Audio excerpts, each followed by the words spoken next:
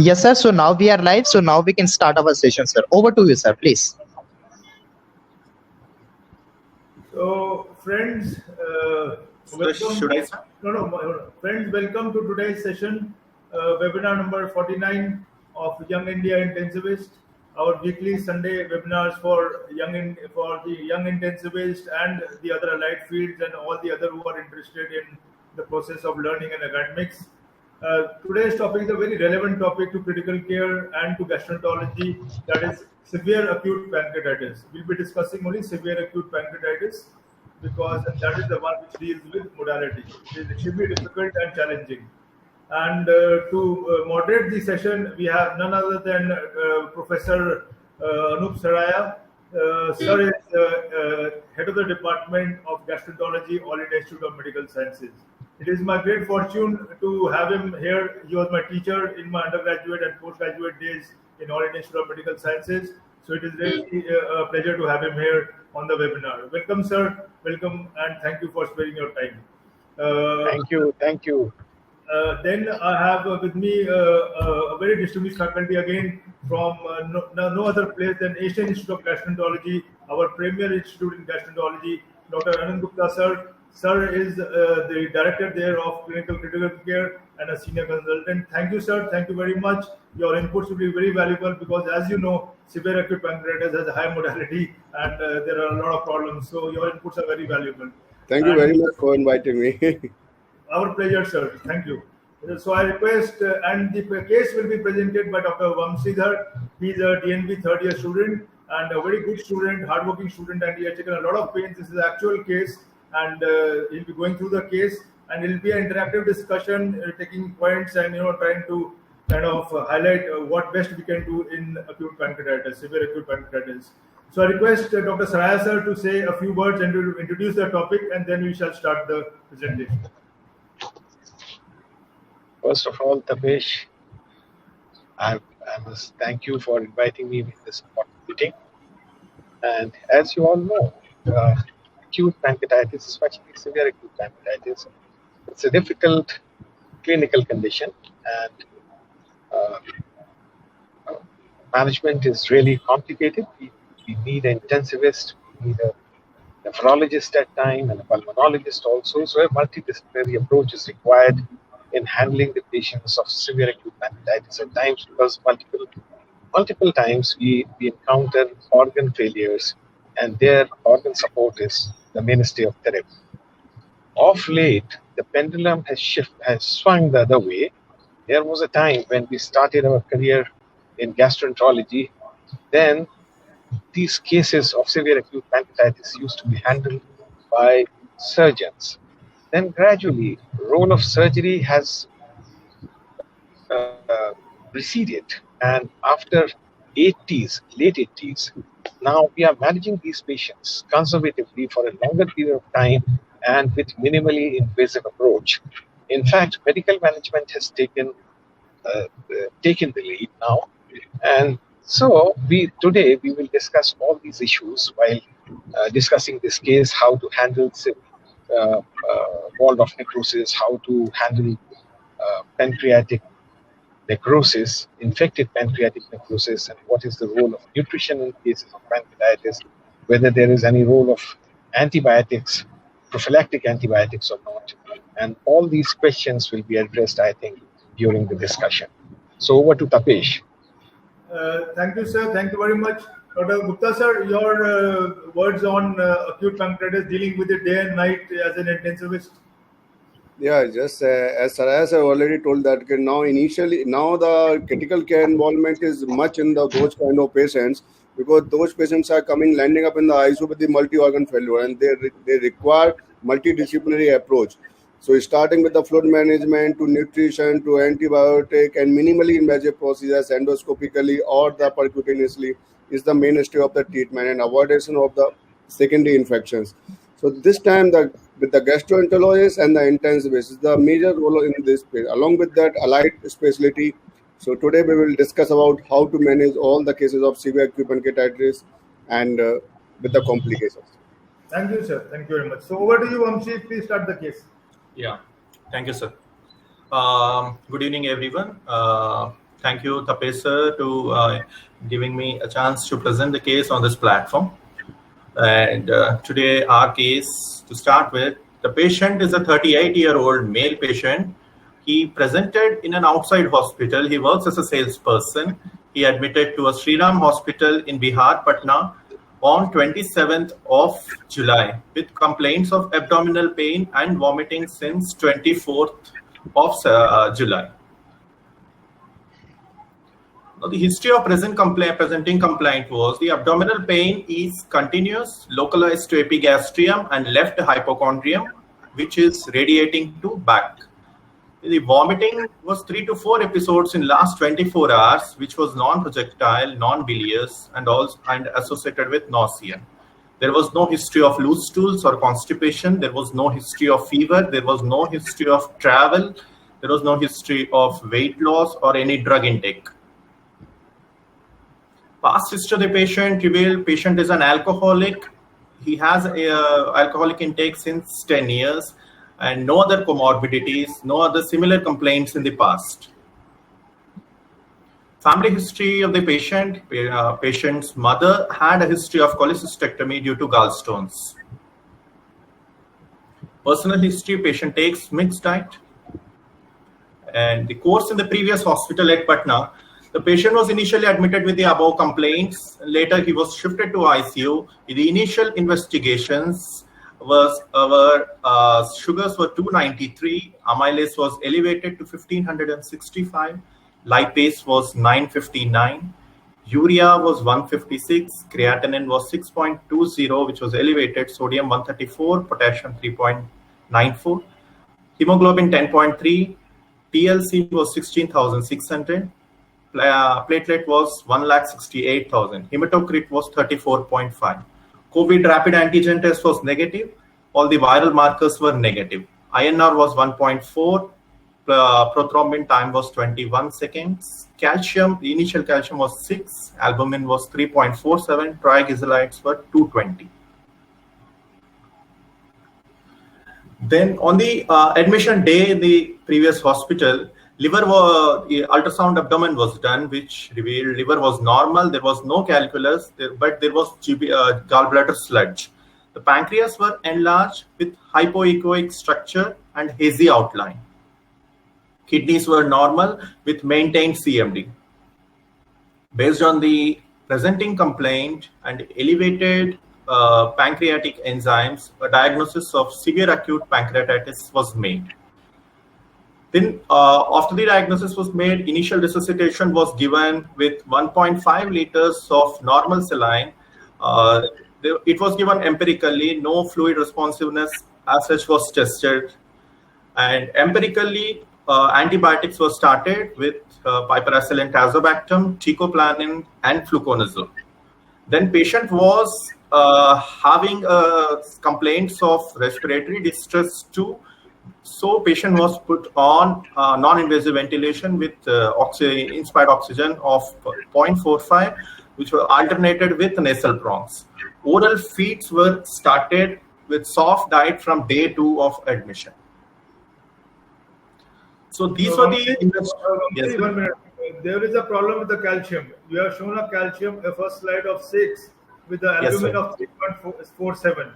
So I don't think either he has a primary hypocalcemia or this calcium is wrong, or the albumin is wrong, because albumin of 3.47 is possible. I don't know, because albumin would leak out, with the leak that occurs in pancreatitis. So there's a problem with the calcium or the albumin. Somewhere there's a problem here. I hope you understand what I'm trying to say. Yes, sir, I can understand. So this is outside. Anyway, carry on.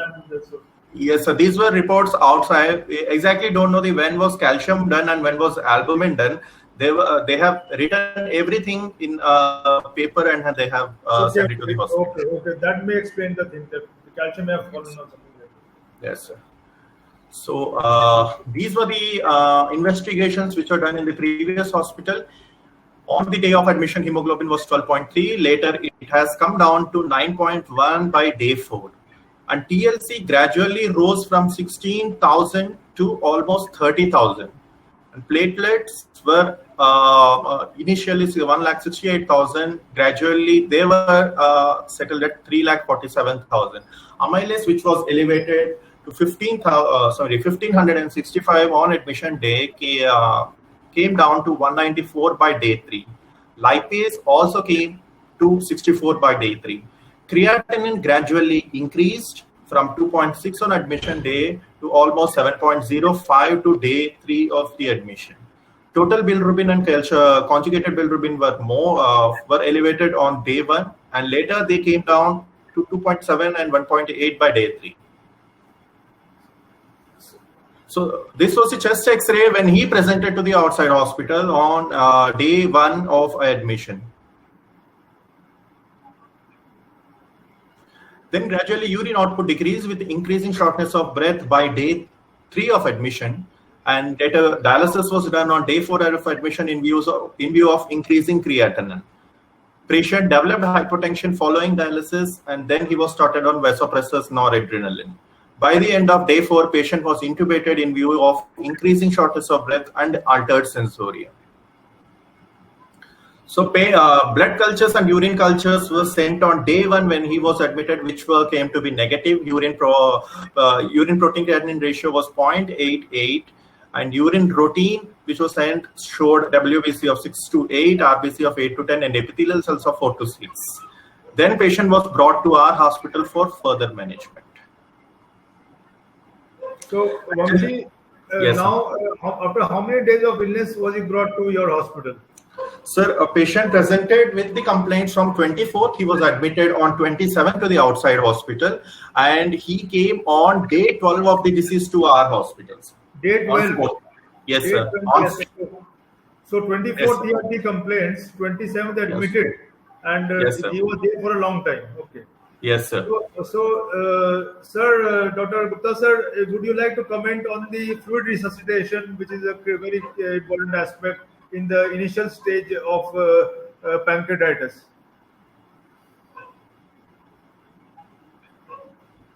Dr. Gupta, sir?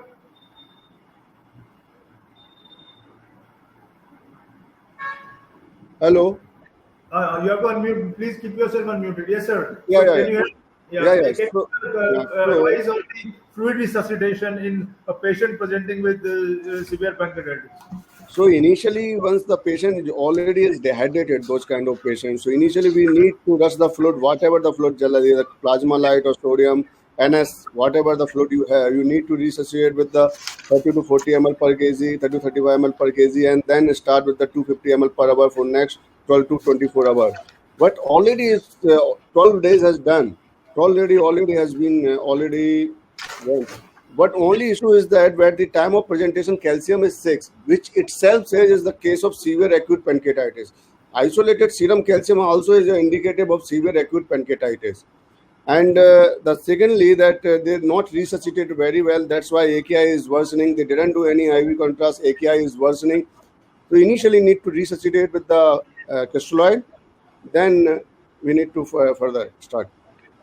Sir, any role of ringal lactate, advantage of ringal lactate in fluid resuscitation? Not right now is not like that. RL is better than NS. NS is better than plasma light. Generally, the plasma light is the better solution you will give. The isolite, plasma light, whatever the name, or NS with the 30 to 35 ml, roughly 1 to 1.5 liter in the initially 1 hour. Then start with the roughly 150 ml or 200 ml per hour. If the cardiac functions are okay and they are allowing to give the fluid. So, sir, then after the first 24 to 48 hours, you have given a lot of fluids as you have directed. Then, if the hypotension is persisting, how should you use the fluid resuscitation?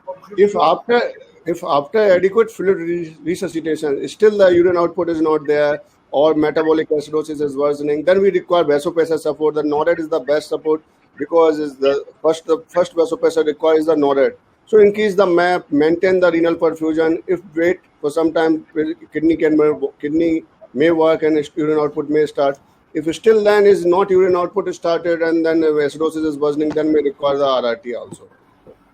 So then, sir, in a nutshell, after the first 48 hours of fluid resuscitation, it is better to start noradrenaline rather Yes. than fluids in a view of restricting the fluid. No, right, no, sir? no. Yeah.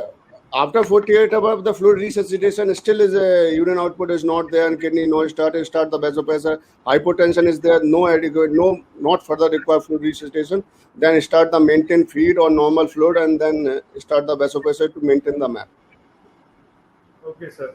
So, norendin should be started after the first 48 hours, and if the Yes. patient is volume responsive, then using some parameters, probably like if the patient is ventilated, you can use PPV, or maybe you can use the cardiac output indices on echo or flow track if you have some of these devices which are not so easily available in our ICUs to see whether the patient is volume responsive. Then it would be better to give some fluids, guarded fluids, along with NORAD, sir. Definitely, if you have these kind of modality like a Pico or Volume VV1000 or flow track, that will add you and help you in that to resuscitation of the fluid. Like if you have a Pico or EV1000, then global and diastolic volume will tell you the better condition of the all the four chambers, how much fluid required. If you can maintain this stroke volume also, and then TVI. If you have an ultrasound, then you can see the tricuspid wall index. Then everything aortic wall index, the many things through which you can say that the fluid responsiveness is there. Once basically after 48 hours and given the adequate fluid, then it most likely it will not be fluid responsiveness, because if then patient need to respond, it will respond within a 48 hours. If not responding, still hypotension, then require vasopressors, because we need to maintain the perfusion of the organs. In these kind of patients, intra-abdominal pressure is also high. So those kind of patients require the more MAP. So that's why for organ perfusion require the MAP higher side, then I minus IAP, then the organ perfusion very well, then the kidney or other organ will perfect very well. Yes. So I think that the take-home message here is, which is a common practice, is to keep on giving fluids despite hypotension after 48 hours. The message here would be to use early NORAD, and like you said, fluid requirement would probably not be so much after 48 hours. Yes. And if vasodilatation is occurring, is probably because of surge that it is occurring, and NORAD would take care of that. And of course, urine output is a good, measure of your perfusion. But at the end of the day, the patient may have suffered primary kidney injury. So even if the urine output is not coming, you cannot really use it as a marker after 48 hours of pancreatitis. And so, what about the role of hemoglobin? They also mentioned that hemoglobin can be used as a marker of fluid resuscitation in the. Yeah, not hemoglobin. Basically, they say the hematocrit fall. Because hemo concentration itself says the patient is the volume depleted. If you will give the fluid and the hemo concentration will fall, hematocrit will improve. That itself that your resuscitation is very well. So if hematocrit is 30 to 33, that itself says that you have resuscitated very well. Because those kind of patients be present with the hematocrit value of 40, 45, they are dehydrated. So first hydrate them, watch the hematocrit values. If they are falling, and you've improved the hematocrit value more than 10%, or you have fall the hematocrit value more than 10, that itself that you have resuscitated very well. Now give the maintenance fluid only, start the feeding, still hypotensive, start the vasopressor, and wait and watch. Okay, sir. I think the message is clear from here now, that whatever sir has said and has been summarized. And the other thing is the patient, he was started on antibiotics, ticoplanin, piperacillin, tazobactam, and fluconazole. I think everybody here will agree that is very wrong to start antibiotics in the initial stages. I don't know at what point in time it was started, but there is no evidence as such in whatever the history has been presented that antibiotics and fluconazole should have been started. Do you agree with that, sir? No. Actually, the antibiotic definitely because in our scenario, patient is coming from other hospitals, and during transport, we don't know how many lines are there. So antibiotic not per se just because of pancreatitis, for the other infection you can start it. But ticoplanin generally is not recommended. Gram-positive infection is very rarely in a per se pancreatitis. So is the BL-BLI is the only best combination. Otherwise, fluoroquinolones or carbapenem both have good penetrations. So BL-BLI is a better option if the patient is hemodynamically stable. But if the hemodynamic instability, then according to your hospital flora, maybe start carbapenem is the better choice. But not per se not recommended, because we have both sides of opinion regarding starting to antibiotic or non-starting of antibiotic. The many people don't want antibiotic, but severe pancreatitis per se individually, if you will ask me in this kind of condition, I will go for the starting the antibiotic. If patient is hemodynamically unstable, I will start the carbapenem. So you would like to start the antibiotics because he's coming from the outside hospital, or even they have started it outside in Patna hospital, that is justified according to you, starting the No, antibiotics? patient is in shock. Hmm. Patient is in shock. Patient transported from other hospital. Patients have a lines. So even that starting the antibiotic is never harmful. You can downgrade the antibiotic anytime after the cultures are negative. But if you will miss this opportunity, then the organ failure will be settled. So escalation of antibiotic and starting antibiotic is never be harmful. Definitely some part is there, but you can, after sending the culture, procal, everything is negative, you can downgrade antibiotic anytime. Okay. Dr. Saraya sir, your view on the antibiotics which was started at Patna, sir. Would you like to comment, sir, whether this was appropriate or inappropriate? They have sent the cultures also. And sir, you have to unmute yourself. You are muted. Is it due to systemic inflammatory response, and in the second phase, that is after 2 weeks, generally we encounter infection. So in my opinion, antibiotic right from day one is not required, and we should not initiate antibiotics so early. We should always wait for at least first weeks unless there is clear-cut evidence of infection. Then and only then, or there is evidence of cholangitis. In that case, we can put these patients on antibiotic. Otherwise, there is no role of prophylactic antibiotics in patients of severe acute pancreatitis in the initial stage. Right, sir. So I think the opinion is divided as per the guidelines. We should not start empirically antibiotics, but some people do like to start empirical antibiotics. But No, it's not divided. Sir is right. We are not going to start empirical antibiotic. As sir is saying, if the patient is coming to you first day, empirical antibiotic, not. I'm talking about this kind of patients who is coming to day 12 in shock in your hospital already. Yes, you are right. In fact, Dr. Anand is right. In case organ failure is persisting, patient is not showing improvement, there is some evidence of infection somewhere. In those situations, we can start antibiotic early. And he has rightly said we can start with quinolones or we can give carbapenem. But yes, in the initial stage, gram-positive are rare. So we generally don't give teicoplanin in the early stage. Okay, sir. So you feel now that the patient is infected, so the antibiotics are appropriate. Message is taken. There are two things. In fact, I would like to make one comment, because you see, this patient gives history of alcohol intake.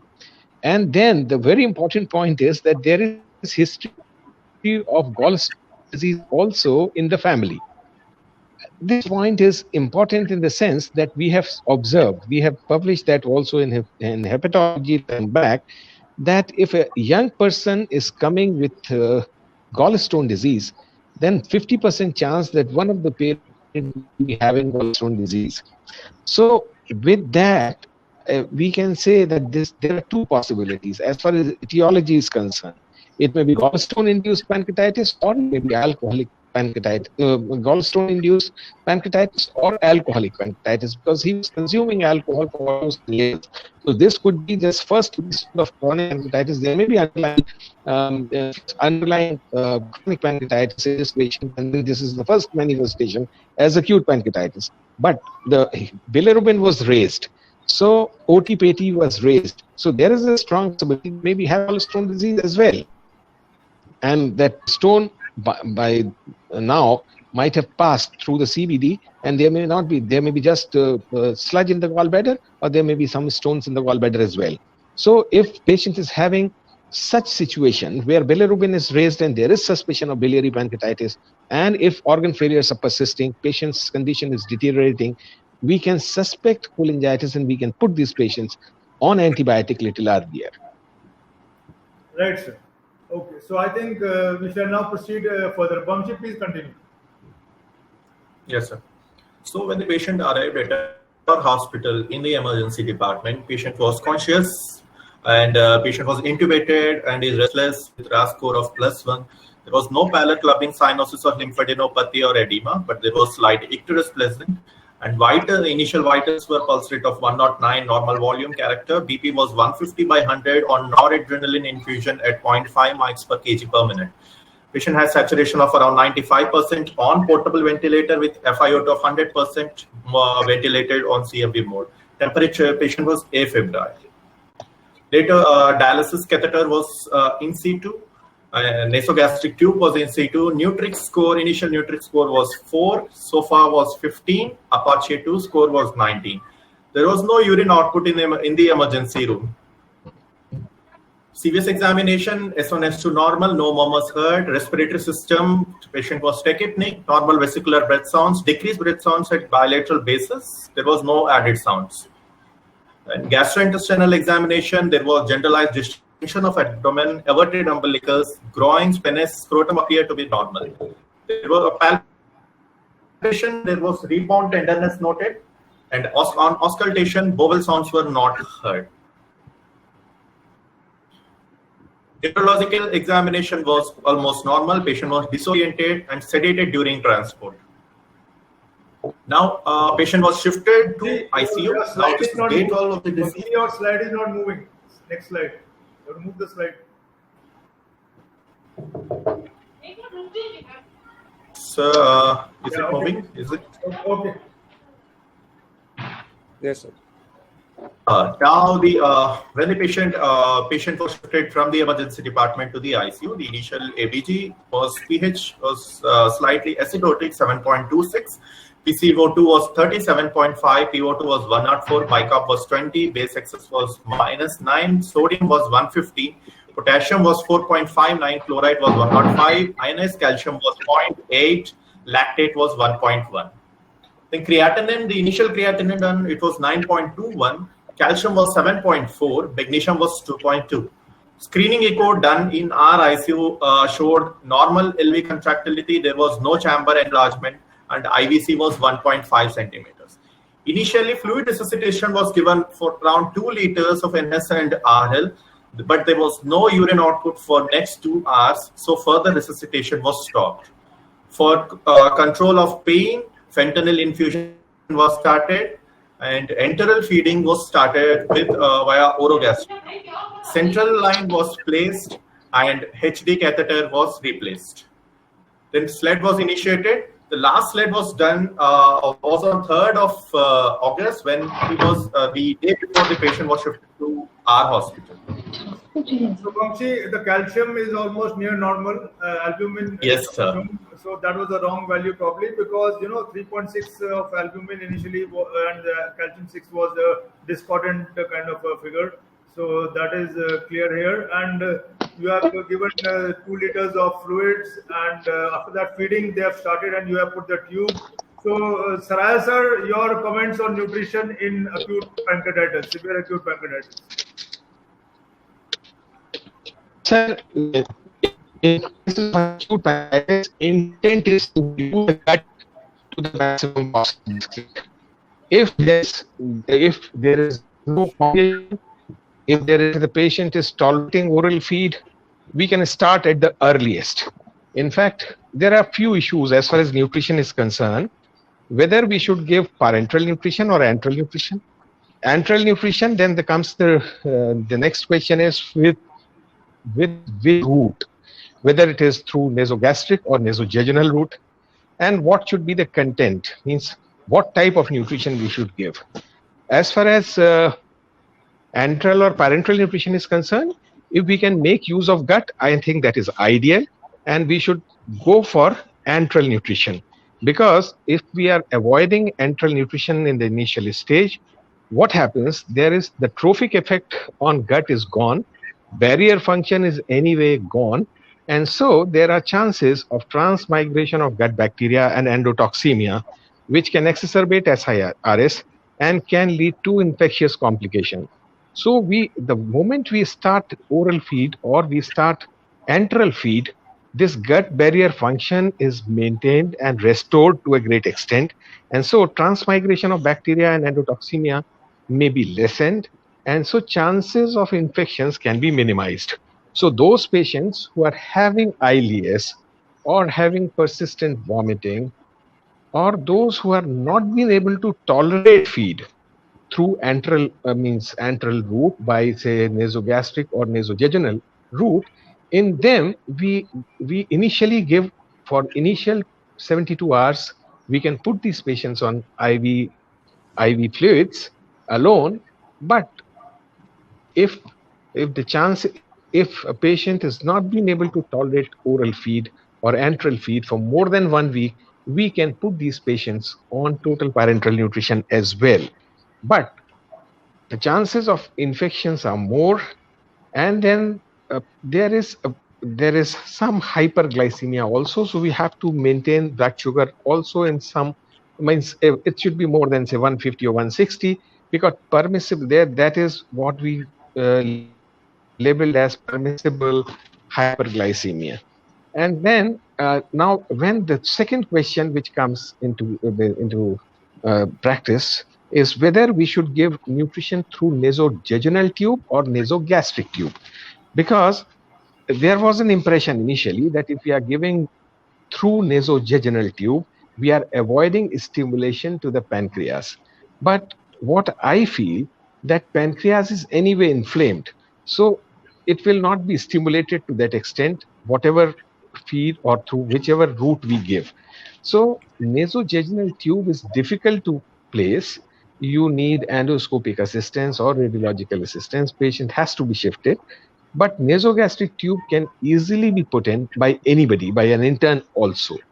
So, in fact, we have shown in 2 studies, our own studies, that nasogastric is as good as nasojejunal route in a non-inferiority trial.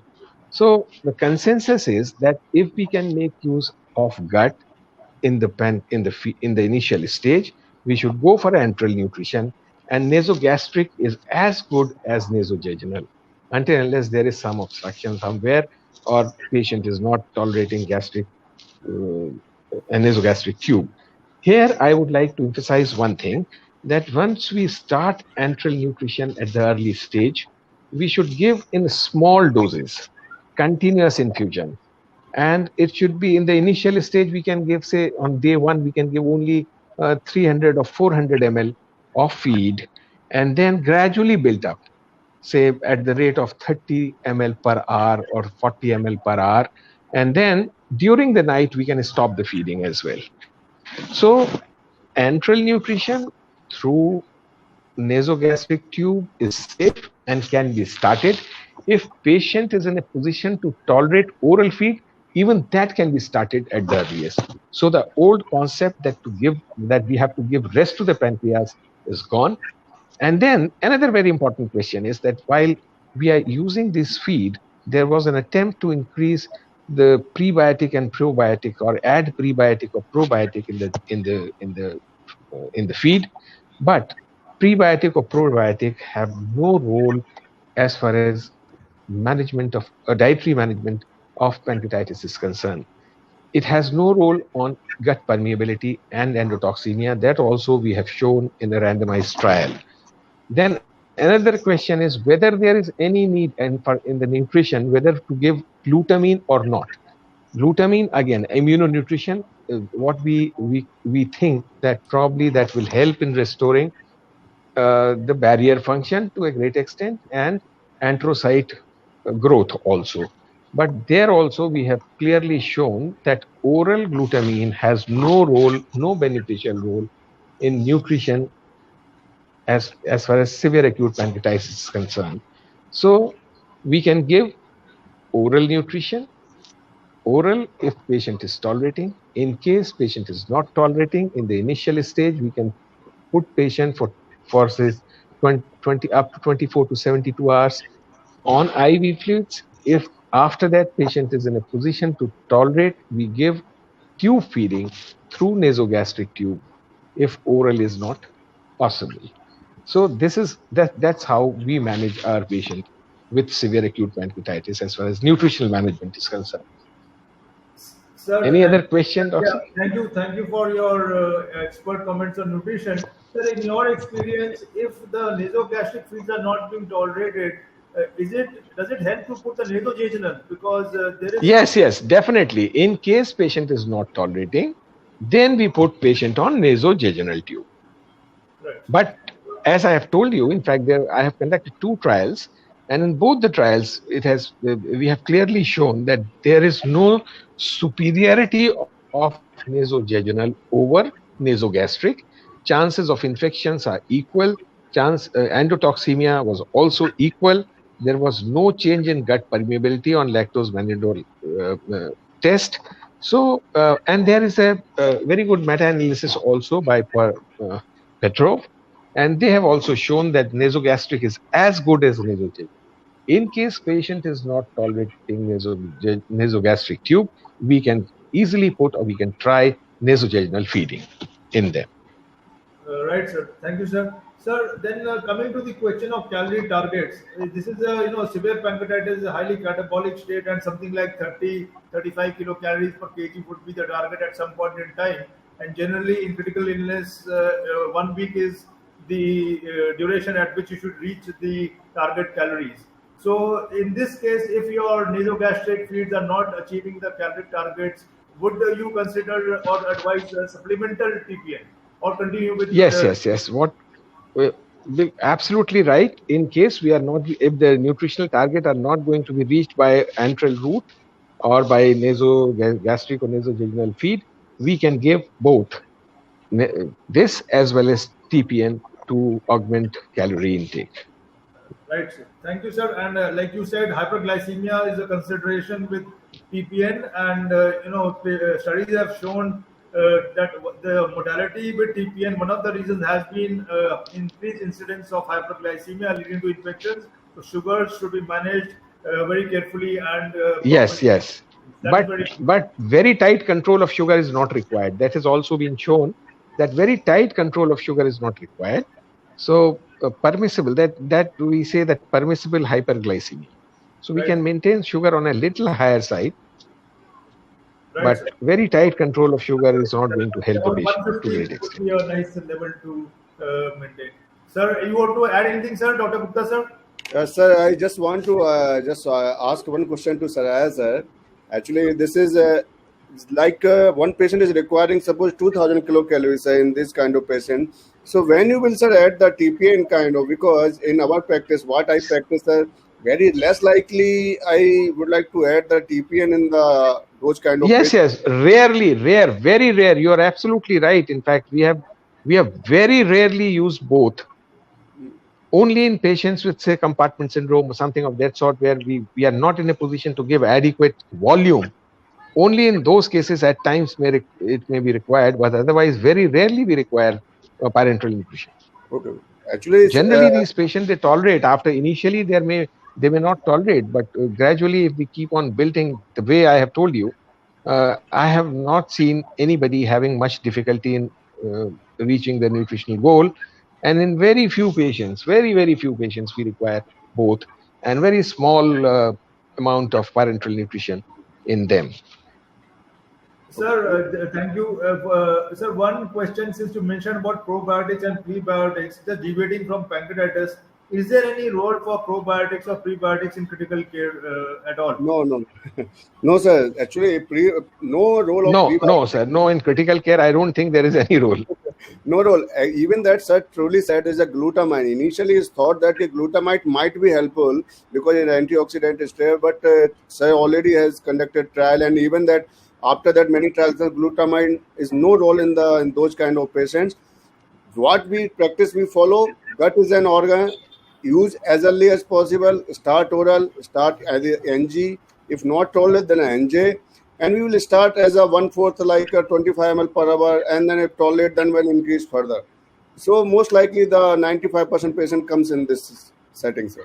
Sir, thank you, sir. So Yes, that would be clear, yes. because that is a question. And one more thing, in fact, there are few reports in which intravenous glutamine was found to be playing some role in pancreatitis, but as far as oral glutamine is concerned, hardly has any role.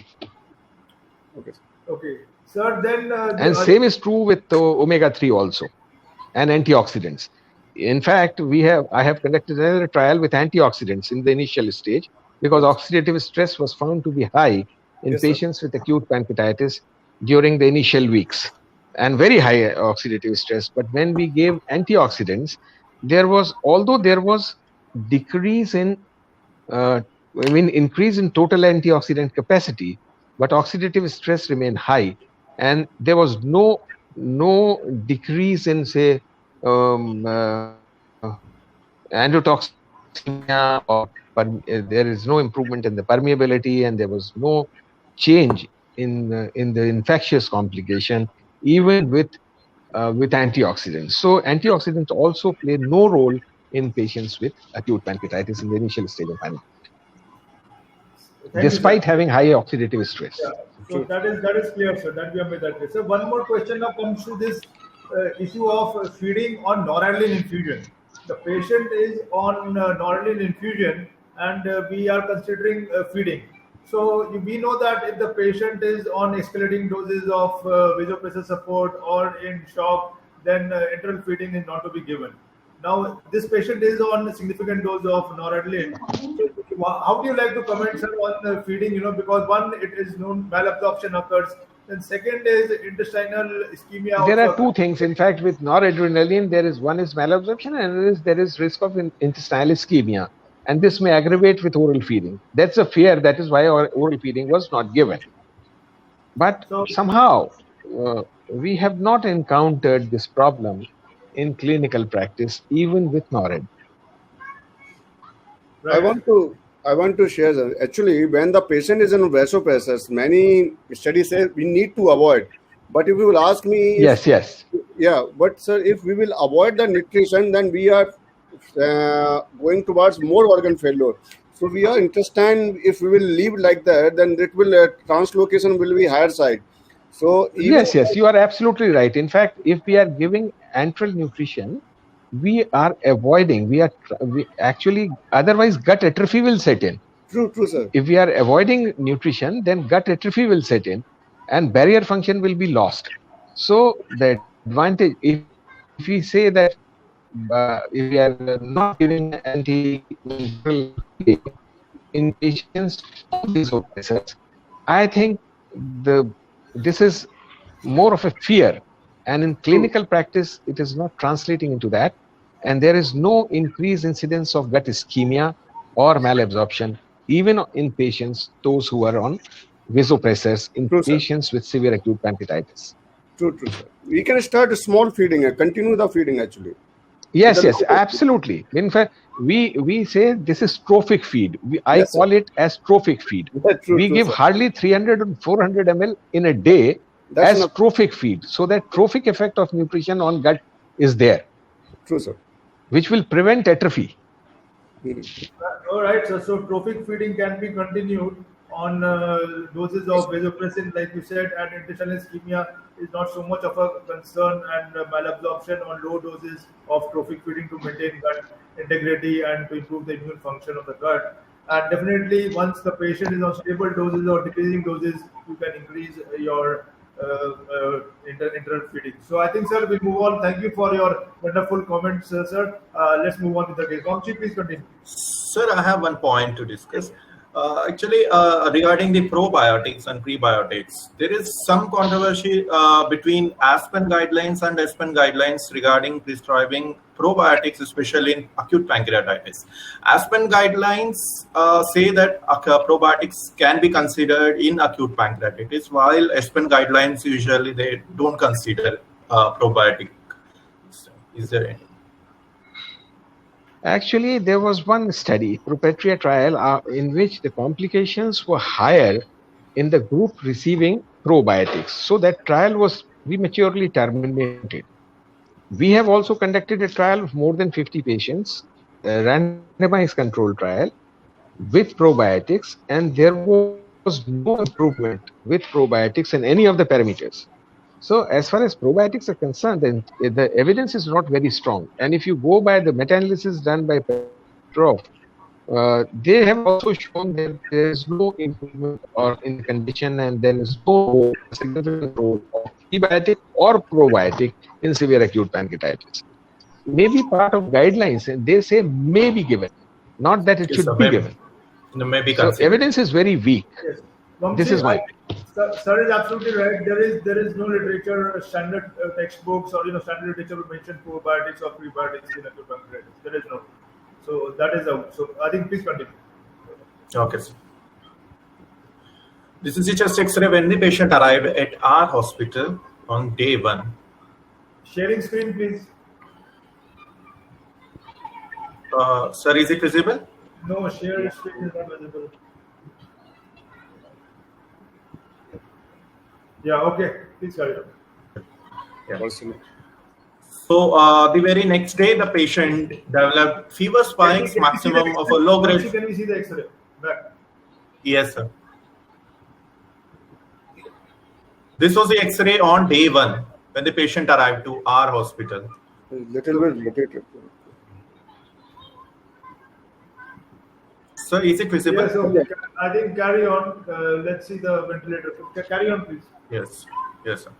Now the patient, or the very next day, patient developed low-grade fever spikes, or the patient was continuing on NORADR at 0.2 mics per kg per minute, and FiO2 requirement came down to 50%. Saturation was maintained around at 94%. ABG, the acidosis has been restored. SLED was done the previous day on the day of arrival. Creatinine came down to 6.82. CRP was high at 175. Procalcitonin was 3.15. The formal 2D echo, which was done, revealed a normal ejection fraction and no regional wall motion abnormality. Initially, the antibiotics, the same antibiotics were continued, and all the cultures were sent on day 1. RT aspirate was around 400 ml for last 24 hours. Abdomen was slightly distended. IAP was measured. It was 14. And TLC was 40,000. It has raised. It was 32,000 in the previous hospital. Now it has raised to 40,000. And hemoglobin has come down to 8.7. And again, a repeat USG was done, which showed diffuse hyperechoic thickened peripancreatic fat planes with moderate ascites and GB sludge with left pleural effusion. So I think we just hold it here. So, yes. Sir, like it was discussed earlier, and like you said, in the first 2 weeks, if you are getting fever, it is likely to be extra pancreatic infection, appropriate cultures, and antibiotics should be started to treat the extra pancreatic infection. But now here we have reached day 14, and he has started spiking fever. So it's likely that this is going to be infected necrosis, infected pancreatic necrosis, or is it possible that this can also still be extra pancreatic infection? And how would you like to diagnose pancreatic infection, sir? So if you please comment on this, sir.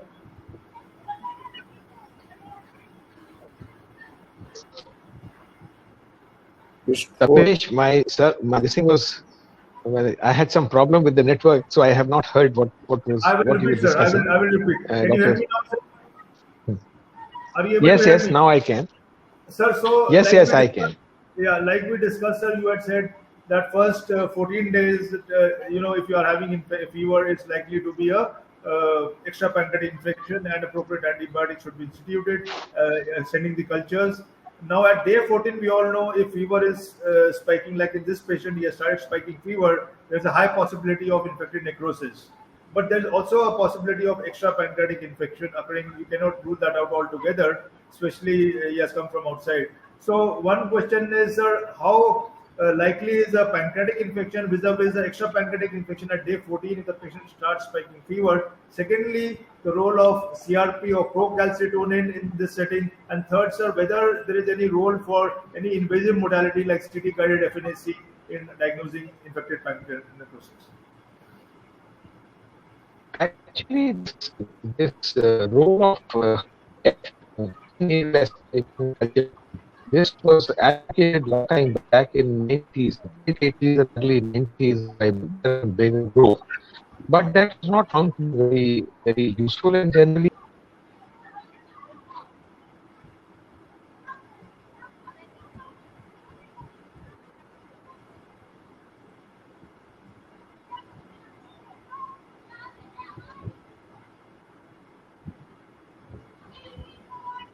I think we'll just wait for 2 minutes, otherwise, sir, we get the question.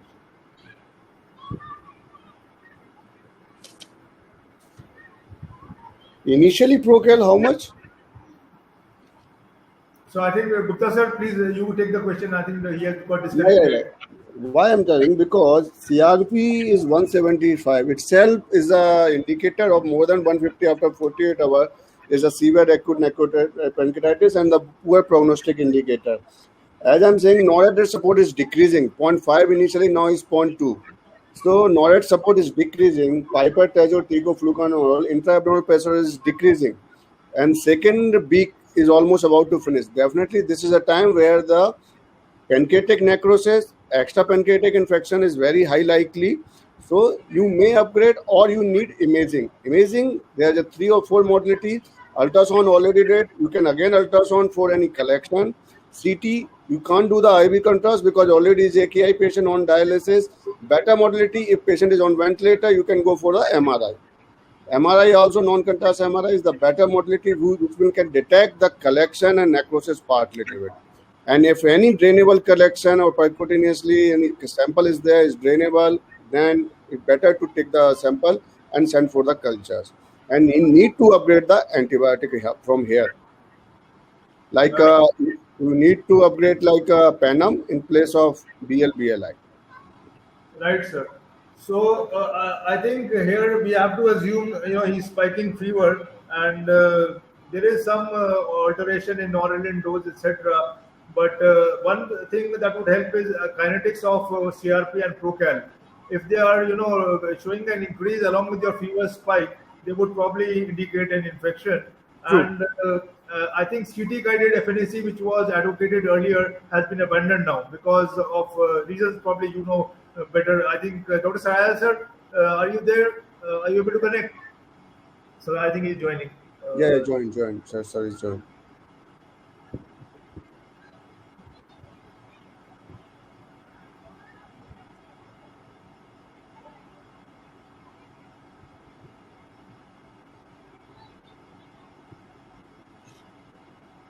So I think Dr. Saraj sir, can you hear us? We need imaging right now. Yeah, I think CT has not been done so far, right? Only Yeah, ultrasound even then plain CT or repeat ultrasound or MRI, we need imaging to rule out collection first of all. Ideally, CT should be done at 72 hours in all patients of pancreatitis, and at some point in time in severe acute pancreatitis, it has to repeat it. Saraj sir, thank you for joining again. Can you hear me? Yes. In fact, there is network problem in my house. That is creating problem. That's all right. No, That's sir, all no right. issue, sir. So, sir, we were discussing at this stage is day 14. He has started spiking fever. So now we know at day 14, if the patient starts spiking fever, chances of pancreatic infection is very high. Very high. At the same time, sir, extra pancreatic infection cannot be ruled out. So one is how do you differentiate between the two, and any role for CT guided FNAC or any invasive modality for diagnosing infected necrosis? In fact, if we are sending culture from various places, like if we are sending urinary culture, if we are sending if we are looking for infection in the lungs, we are doing X-rays repeatedly, or endotracheal tube aspirates we are sending for culture, then we can say that patient may be having ventilatory associated pneumonia, or patients having UTI, catheter induced UTI or something of that sort. But if on radiological investigation we can see gas in the area of pancreas, that's a definite evidence that patient's having infection. Or if we are doing a CT scan and we can say that we can see the collection in the lesser sac or in the paracolic gutter or somewhere else, that is also an indicator of infection setting into the pancreatic necrosis. Then another thing is that if patient's having persistently raised bilirubin, or there is dilatation of intrahepatic radicals, then that may be due to cholangitis as well. So these are the tests which we should do. And yes, as far as Procal is concerned, that's definitely a very good marker of infection. So we can do procalcitonin level also. But as far as putting in a needle in pancreatic area is concerned, that's not a very good strategy. This was used long time back in 90s by Beger and Bettner group. There they used to put in a needle in all cases to demonstrate infection, but that is not required. We can start empirical antibiotics. and see the response of antibiotics. And then as we manage these cases of infected necrosis, there are two approaches. Initially, we try to defer any intervention in the initial stage, any invasive intervention in the initial stage, until unless patient is really deteriorating very fast.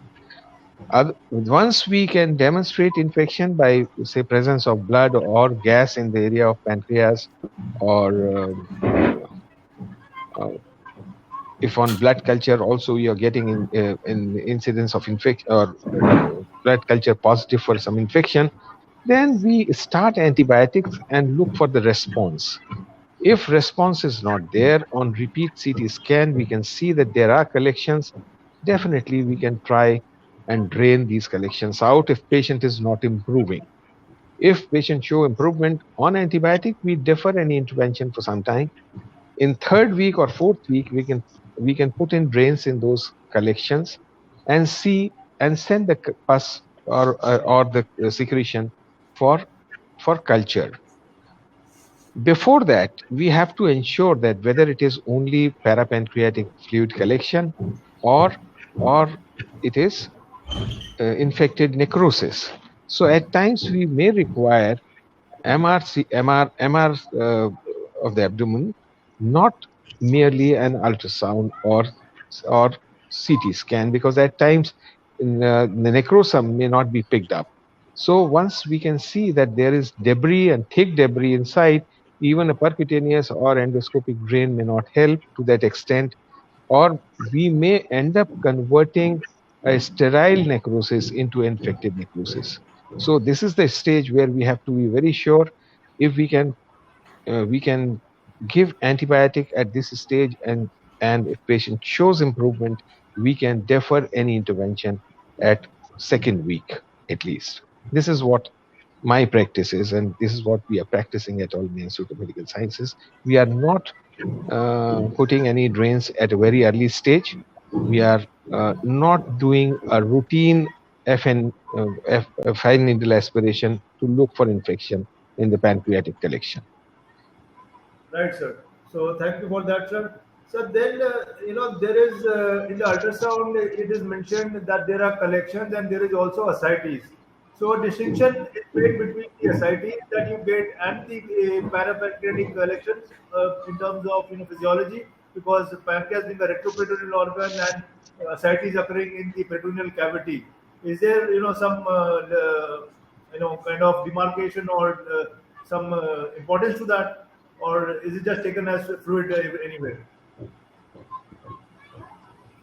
Pancreatic ascites, yes, if there is a fistulous connection or if there is a duct disruption, in that case there may be collection, peripancreatic collection, as well as there may be ascites.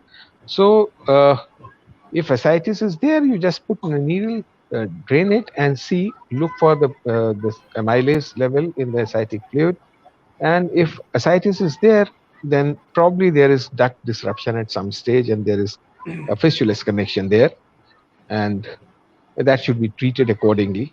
We look for the site of disruption, if it is there, if it is distal or proximal, and then we decide the strategy accordingly. So apart from your pancreatic duct disruption, which is I think not so common in acute pancreatitis, ascites can occur because of capillary leak also. Yes. Capillary leak is very, very. It's an important phenomena in severe acute pancreatitis, and ascites may be due to that also. Yes, so it would be a good idea to actually in this patient to remove all the fluid from the. Yes. As well. Okay, sir. Yes. Thank you, sir, for that. Please carry on, Dr. Vamsi. Yes, sir. So this is the ultrasound images, and the next day the NCCT was done, and ET cultures reported Acinetobacter. Side share, Vamsi.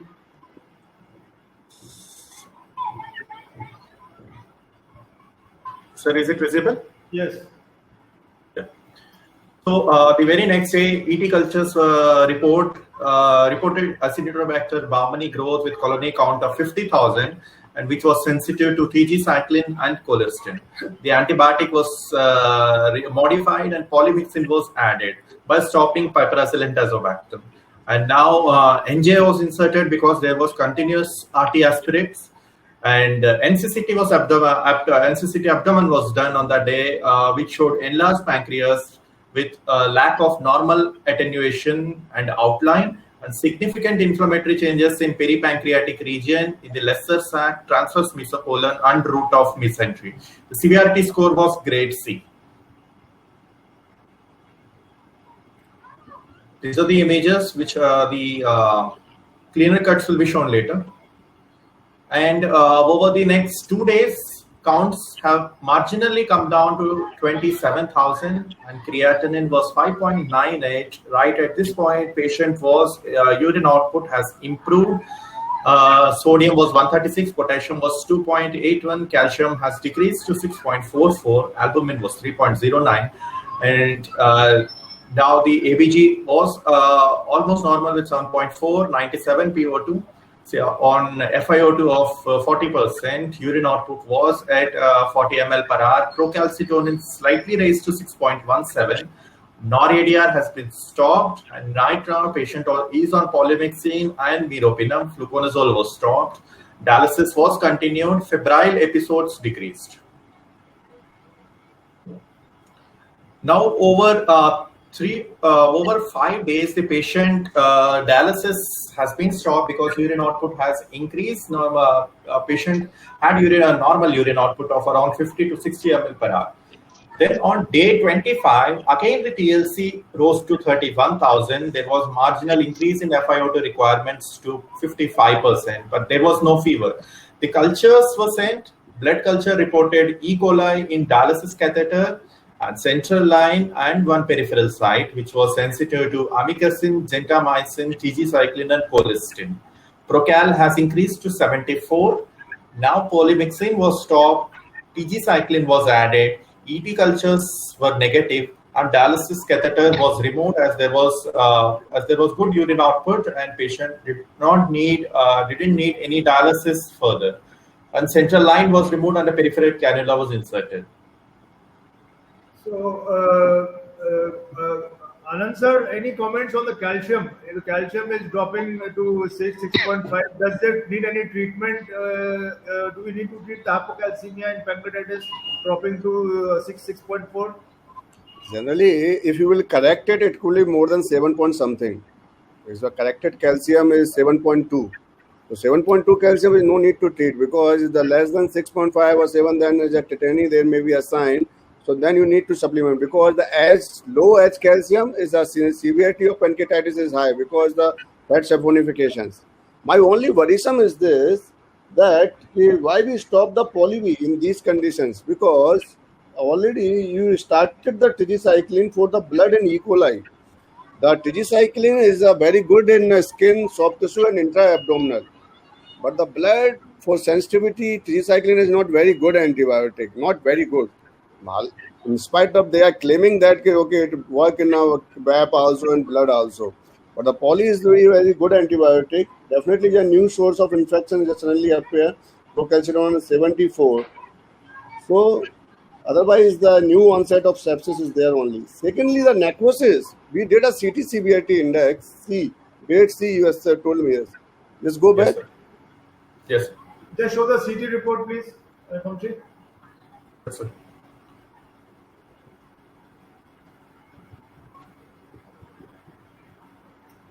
You have not given the contrast actually. No, we haven't given the contrast because of the raised creatinine. Okay. So NCCT abdomen. Yeah, because you were saying grade C. Grade C in the necrosis also comes. That's why I'm just wondering. Okay, come. So till now patient was improving, vasopressors was improved, and that fever was maybe because of the Acinetobacter. So already we started the poly and meropenem.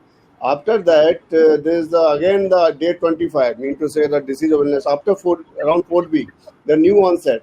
So along with that, you need to add antifungal also, because the 4th week of illness, there is a high likely of fungal infection. There is a high likely, along with the gram-negative bacilli. So we need to continue with the TG as you added for the blood. Just fungal infection or fungal antifungal I need to be added more. Saraya sir, please adjust your visual, your face. थोड़ा सा adjust कर लीजिए थोड़ा face, and just sit a little थोड़ा सा पीछे बैठ जाइए face. बस थोड़ा सा. Now it's nice. थोड़ा सा adjust कर लीजिए बस.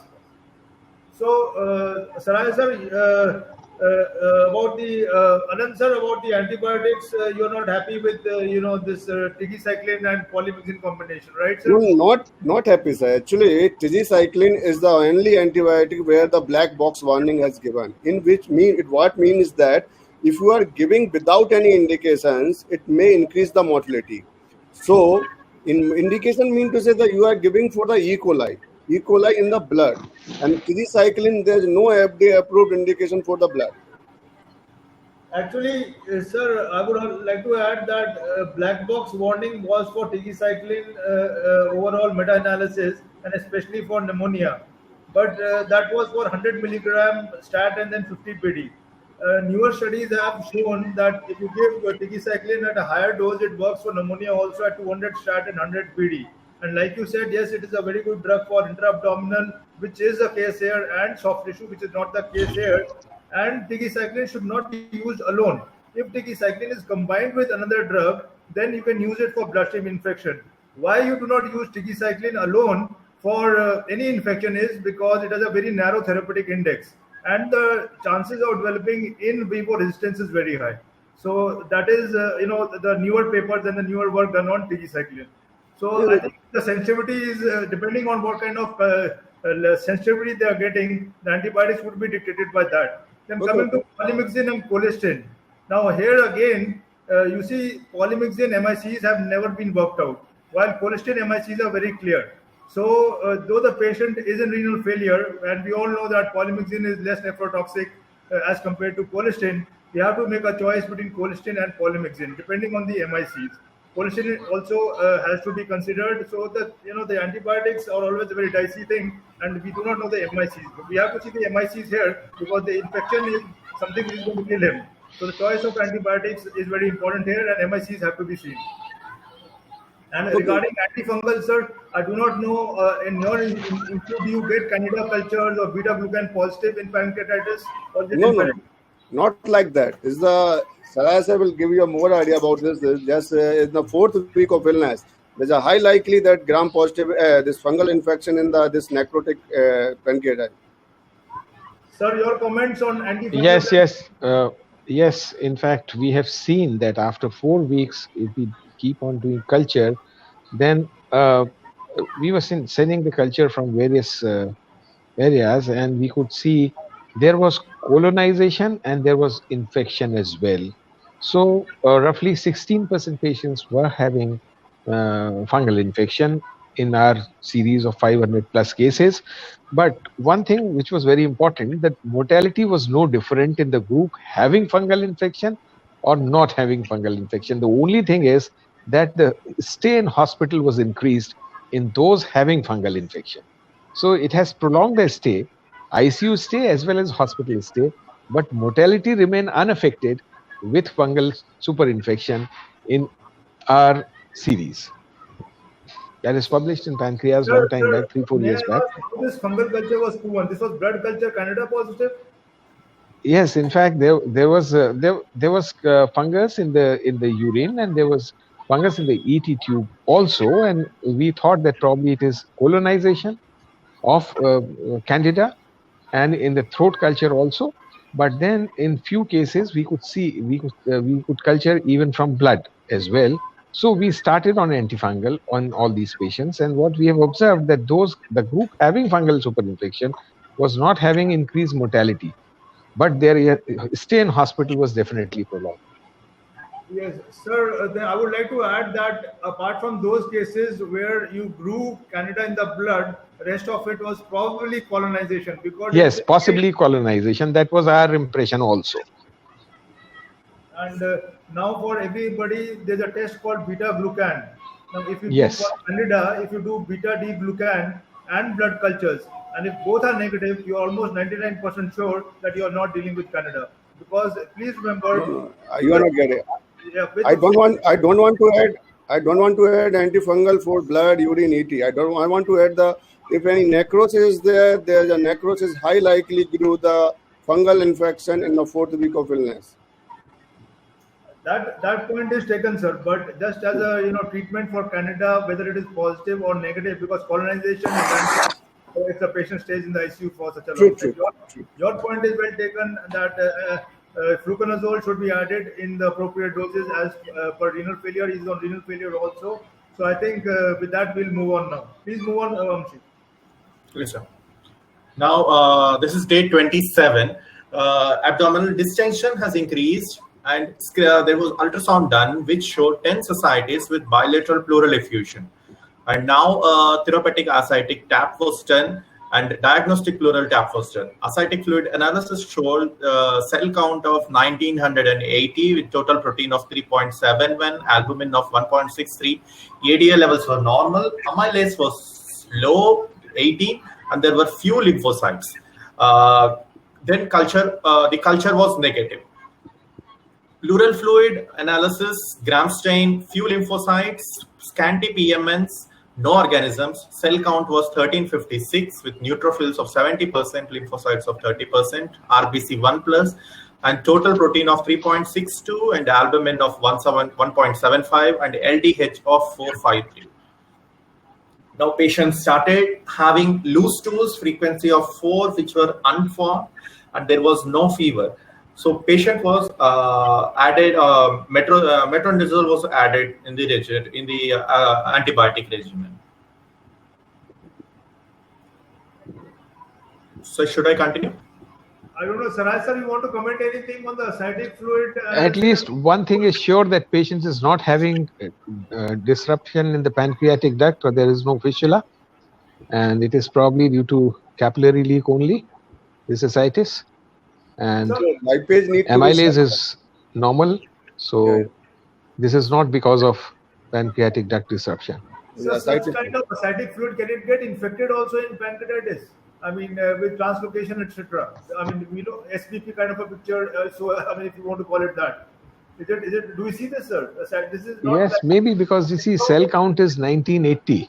Yes. So that may be there, and gram stain was. Culture was negative, so maybe because of that, or maybe infection as well of the peritoneum, that may be there. Right, sir. And anyway, sir, pleural fluid is also showing scanty PMN, so probably there's a communication between the ascitic fluid and pleural fluid. So there is not much PMN in ascitic fluid also, because they both communicate. So I think the ascitic fluid is just a reactive fluid due to the leakage. It is. And if you go to the loose stools, Vamshi, how's the diarrhea then? Please continue. You have started Metrogyl for I think C. diff, or what have you started it for? Please continue. Sir, it was started for loose stools, which were with increased frequency of. So what happened? Has the diarrhea subsided or is it continuing? Please continue. Sir, diarrhea has subsided, and again it has recurred later after 7 days, after a week. Okay, so the diarrhea was a problem for a few days, right? Yes, sir. Okay, so then what did you think the diarrhea was due to? So it may be due to the... Sir? Next slide. Yeah. Now on day 33, the patient has been difficult weaning. Patient was not able to tolerate the TP trials. Febrile episodes began to reappear again, and cultures were repeated. And now patient presently is on meropenem, bezocycline, and colistin nebulization. TLC rose to 36,000, and chest X-ray showed bilateral pleural effusion with newly developing opacities. Hypotension episodes recurred, and NOR-ADR, the patient was needing NOR-ADR intermittently. And now the tracheostomy plan was made because of in view of difficult weaning. ET cultures which was sent revealed Klebsiella pneumonia now with colony count of 1 lakh, which was moderately sensitive to colistin, and also Pseudomonas was also reported in ET cultures with colony count of 60,000, which was almost sensitive to every antibiotic. Procalcitonin at this point was 5.3, so the antibiotic regimen was again modified. Zavicefta along with polymyxin was restarted, and fluconazole has been added. and amikacin has been started for every alternate day with 500 mg. So, Vamshi, one thing I would like to ask you is, were the sugars controlled? You are having repeated infections, it seems, growing with this, that, and you were coming, going, and all that. How are the sugars, blood sugars? Sir, sugars were almost on control. It was around 180 to 220 to 250, which were intermittently given a sliding scale insulin. Sugars were not too much elevated. Sir. And how is feeding? Sir, the patient Feeding was continued, sir, with the nasojejunal tube. Dr. Saraya sir, have you looked for any localized collection anywhere, or in the lesser sac or paracoelic gutter or somewhere else? It was there, sir. Again, it was there in the previous NCCT scan, sir. So and after 4 days, we have again repeated. On day 37, we have repeated the CT scan again, sir. It has showed the phlegmon change. What type of means phlegmon is a different entity now? It has gone into oblivion. This is an old term. So it was a infected collection, peripancreatic, means walled-off necrosis. It was walled-off necrosis, or no, sir. Probably it was walled-off necrosis. Huh? If it is walled-off necrosis, then I think this is the right time to drain it. Yes, sir. The abdomen drains were placed in the next 4 days. The abdominal drains were placed, sir. First of all, you have drained the ascitic fluid, and then drains were placed where? In the abdomen, sir. In the where the fluid compartments. Okay. So actually, you were draining ascitic fluid through those drains.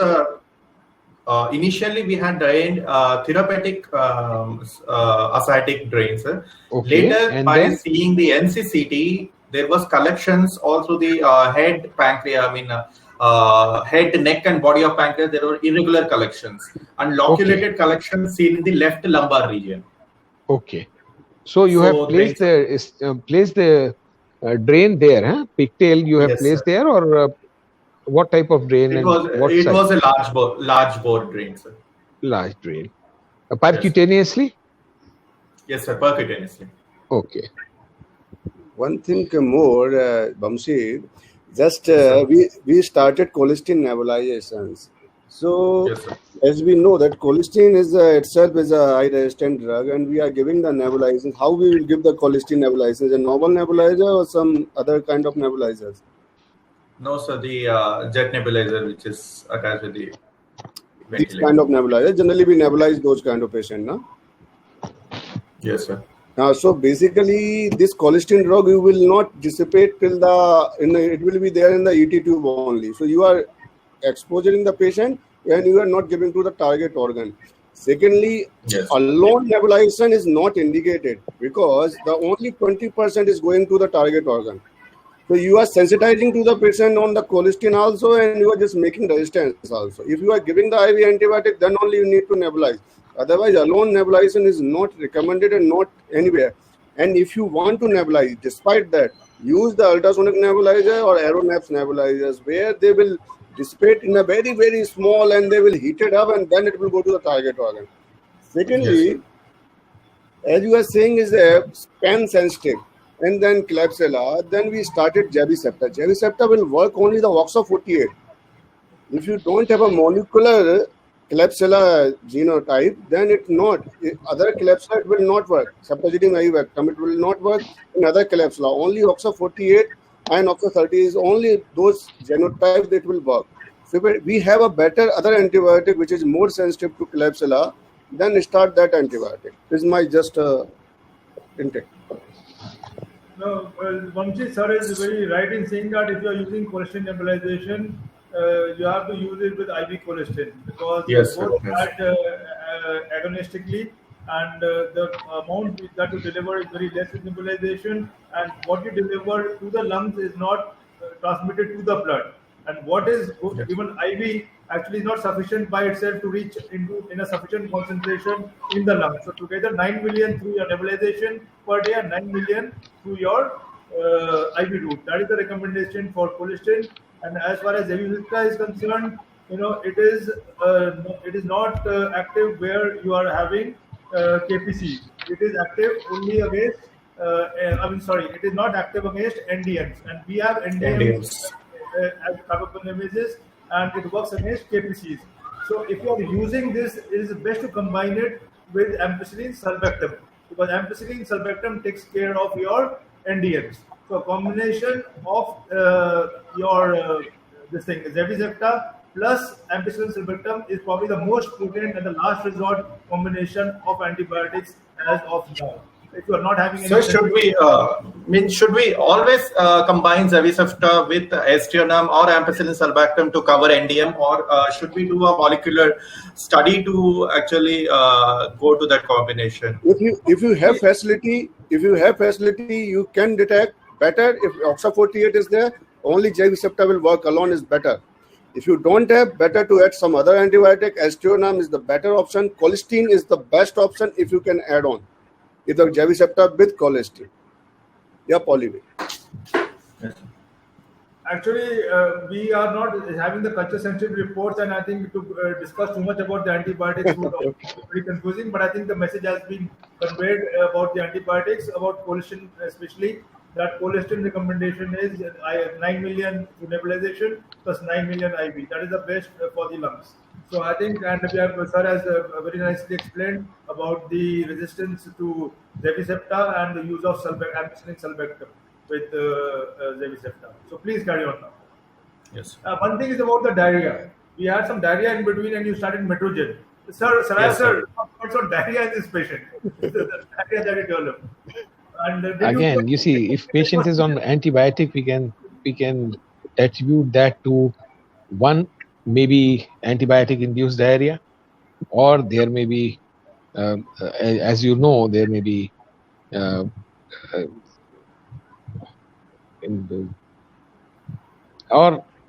if we are giving feed and oral feed, then if there is some infection going through that feed also, that can also cause diarrhea momentarily. So pancreatic fluid itself may irritate the bowel, sir. Yes, to some extent, yes. Yeah. To some extent, yes. And C. diff. Also, when pancreatitis itself, the ileus is getting better, then also you may get some diarrhea.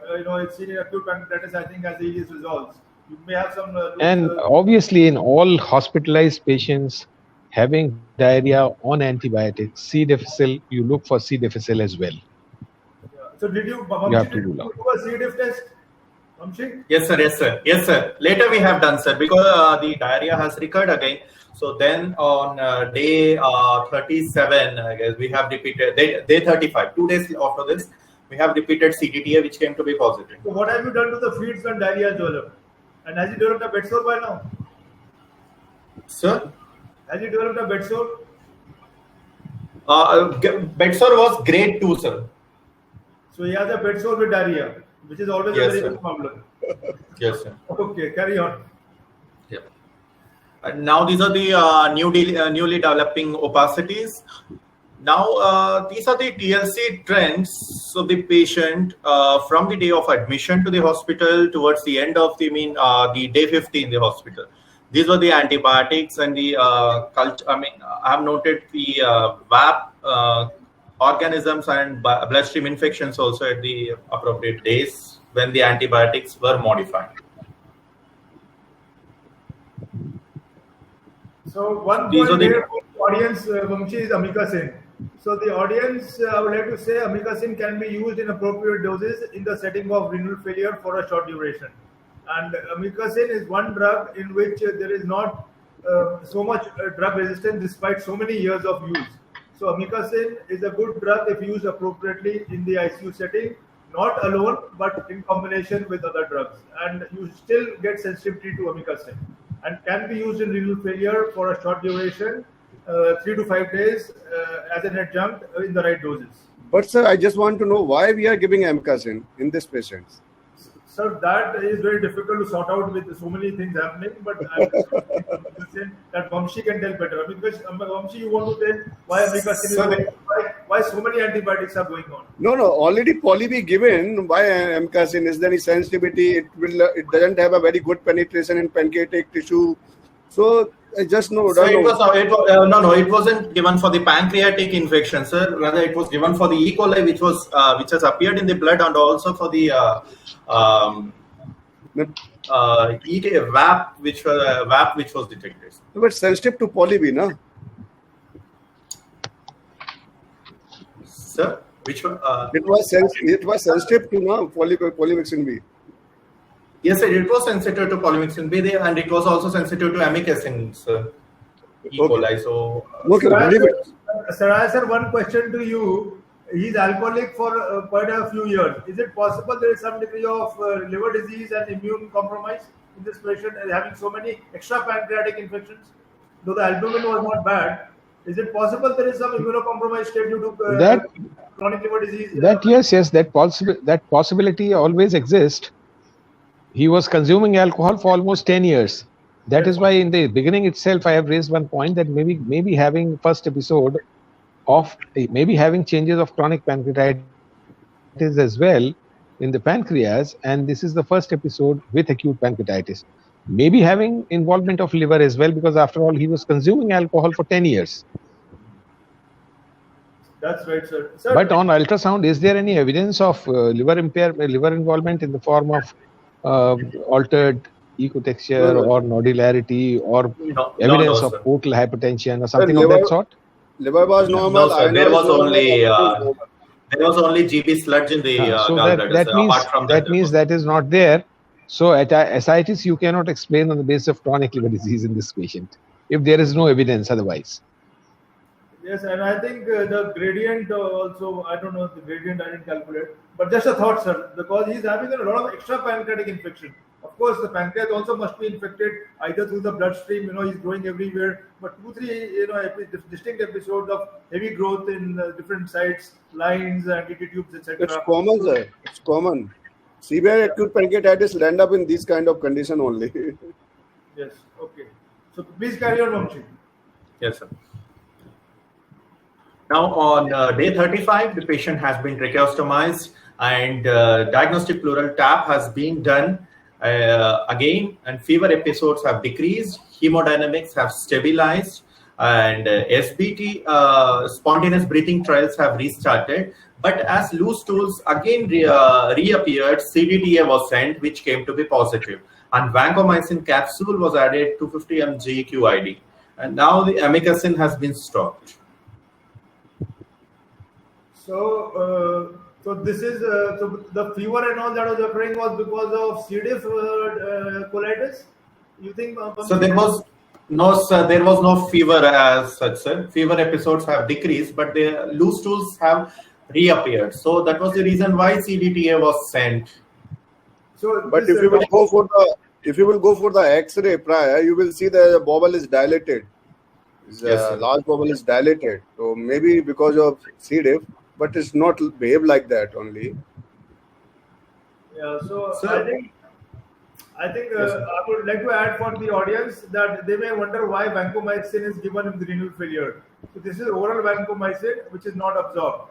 So that is why you can give oral vancomycin whenever safely in patients who are having renal failure, because the absorption is not there. And Metrogyl and vancomycin have been given to this patient, and I think thereby the diarrhea has stopped, and toxin assay was done, which is positive, and I think that is he's having colitis, and like Sir has pointed out, there was some distension probably. Has the distension etc. increased at this point? Abdominal distension only? No, sir. No, sir. Abdomen distension hasn't increased. There was only loose stools which have reappeared. That's it. So what did you do with the feeding? So feeding was continued all through the duration in ICU. Feeding was continued. Sir.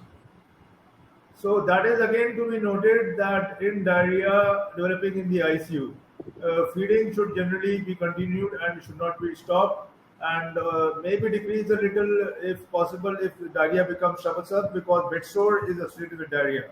Once the patient starts getting diarrhea, real life problem, bedside problem with the bed sore. He's already grade 2 bed sore, and repeated diarrhea will worsen the bed sore.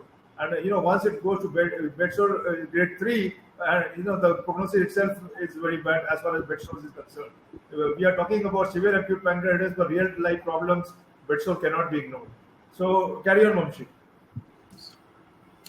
It is day 37. CT abdomen was repeated. There was a phlegmon change. There was irregular collection in the region of head, neck, and body of pancreas, and there was a loculated connection seen in the left lumbar region and signs of bilateral pleural effusion. Drowsiness has increased. For the loculated collection, 2 abdominal drains were placed, and dark fluid of 3.5 liters was drained. And now drain fluid amylase, which was sent, revealed 1550 of amylase in the drain fluid. And drowsiness of the patient has increased. Neurology opinion was sought, and antibiotics were revised by adding caspofungin after stopping fluconazole. So Vamshi, what do you think? Vamshi, just want to know whether these abdominal drains which were placed, these abdominal drains were placed where? Sir, one abdominal drain was placed at the collection, sir. The other abdominal drain was placed to drain the. So these drains were put into collections. Yes, sir. Okay. So one was in the collection. Which collection? This was paracolic collection or it was in the region of head and body? It was in the left lumbar region, paracolic. sir. Yes, sir. Okay. So this was paracolic and going into the pelvis, huh? This collection was left on the left paracolic region, paracolic, sir. and this was getting collected there in the pelvis. So you have put in a drain there. Yes, sir. And you have not touched the collection in the body and head of the pancreas. This was near the head and body of the pancreas. No, sir. How big was this collection? Sir, I can just show you. Lesser sec or collection or collection around so the head? This the one which. Vamshi, show the CT close up. You have a close cuts of the CT. Please show the close cuts. This one, sir. This one, sir. Sir, is it visible? Yeah. Okay. This was the CT abdomen, sir. Okay. So what should be the approach of draining this area? How to drain this area? How you do it in your setup? Sir, it is done by ultrasound guided percutaneous training. Okay. What are the problems with percutaneous? You see, there are 2 possibilities. We can drain this area because it is in the near the region of head and body, so it can be tackled endoscopically as well, isn't it? Yes, sir. Yes, sir. Is there any bulge on the stomach? No, sir. It wasn't. It wasn't impeding on the stomach, sir. Okay.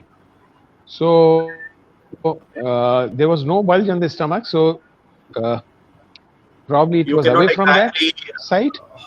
You cannot exactly pinpoint from the stomach, so that was why maybe the percutaneous. I mean, on ultrasound, if the distance is less than 1 centimeter, you can tackle it endoscopically as well. You see, in Panther trial, they have shown that was a trial done by Dutch group it was a multicentric trial where 98 patients were included.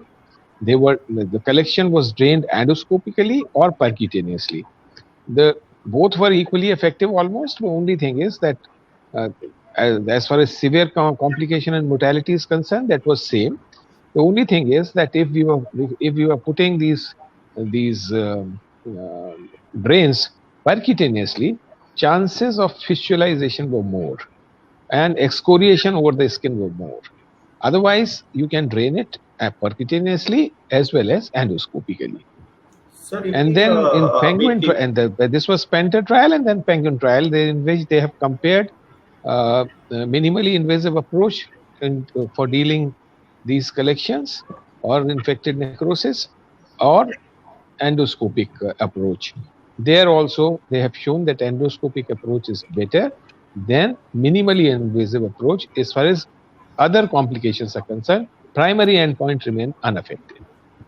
So these were the 2 trials in which they have shown that endoscopic intervention may be better as far as handling these collections in the area where we can reach through the endoscope is concerned.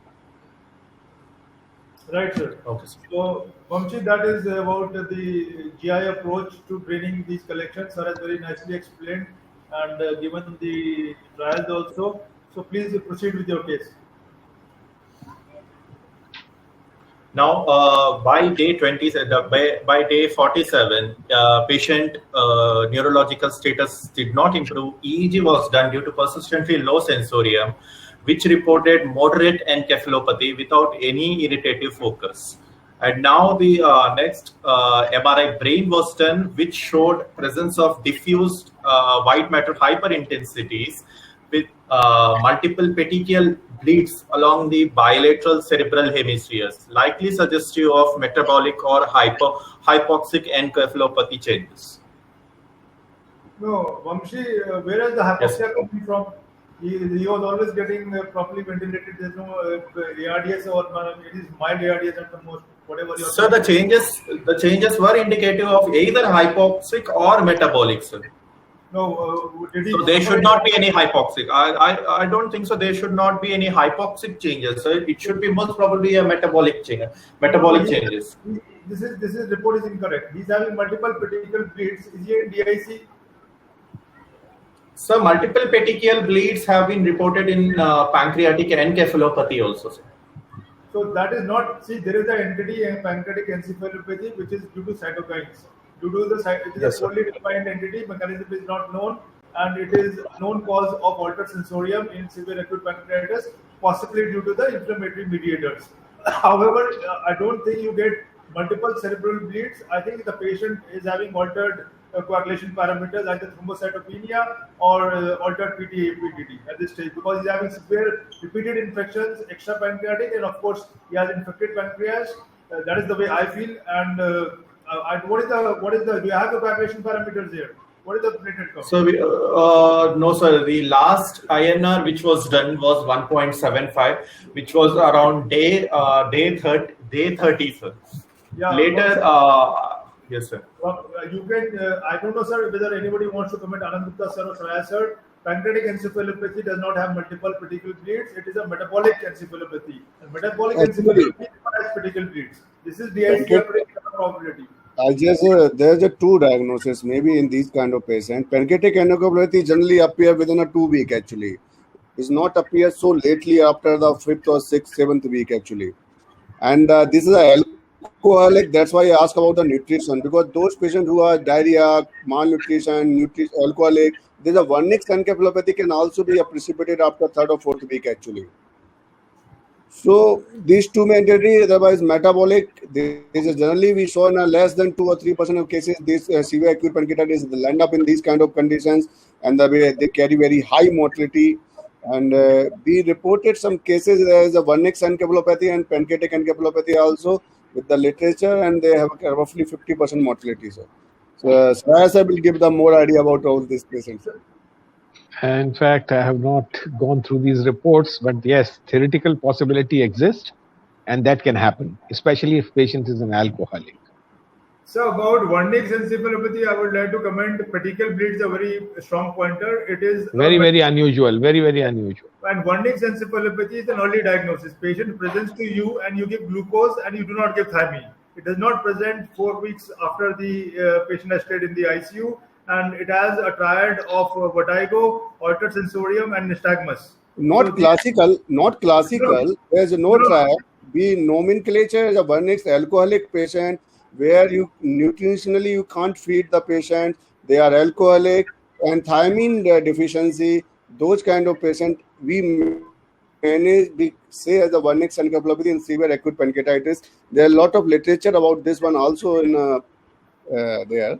So it's not classical triad. There's a gauge is there, horizontal gauge, absent, confusion, disorientation. So I am just giving maybe possibility yes. as per my. The point is well taken, sir. Your point is very well taken that alcoholics, one should, if they goes into altered sensorium, there are multiple causes, and one of them is your Wernicke's encephalopathy. That point is very well taken. One should consider that, and of course he can be in but the petechial bleeds, I strongly feel this is DIC. And multiple drugs can cause thrombus. What is the platelet count? We do not know the platelet count. So many infections are occurring anyway. And this is not, and I would like to say this is not pancreatic encephalopathy. Due to the best of my knowledge, it is a totally metabolic encephalopathy. So he has gone into altered sensorium. He's not having seizures. You have done the EEG couple of times. Seizures is very likely. You are giving cholesterol. You are giving meropenem. He's in renal failure. So calcium is low. So many factors are there. And there are a couple of Yes, true. Towards metabolic encephalopathy, is diagnosis is very high likely. Yes. Okay. Carry on, Vamshi. Yes. Finished. By day 52, patients started to have melena intermixed with hematochezia. UGA endoscopy was done for evaluation. There were only antral erosions and no bleeding, ulcer or varices. Next, sigmoidoscopy was done on the same day, which was normal until the sigmoid colon. The mucosa was normal, no bleeding vessels noted. And the very next day, CT angio was done, which showed a pseudoaneurysm at colic branch with bleeding. So for that, interventional radiology opinion was sorted, and they have done an angioembolization with the glue. And this was the CT scan image, CT angio. This shows the colic branch, which had a pseudoaneurysm, which was the reason for the bleeding.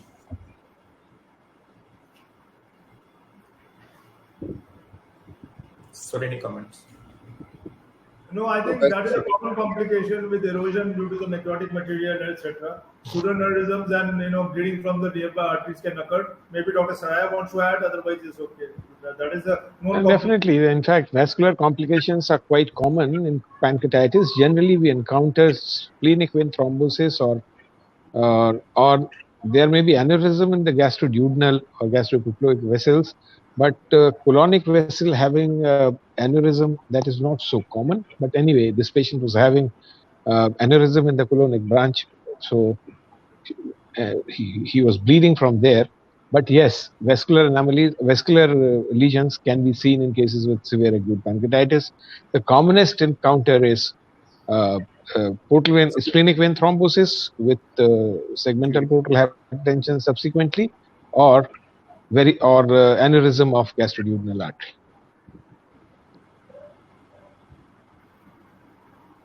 So carry on. Yes, sir.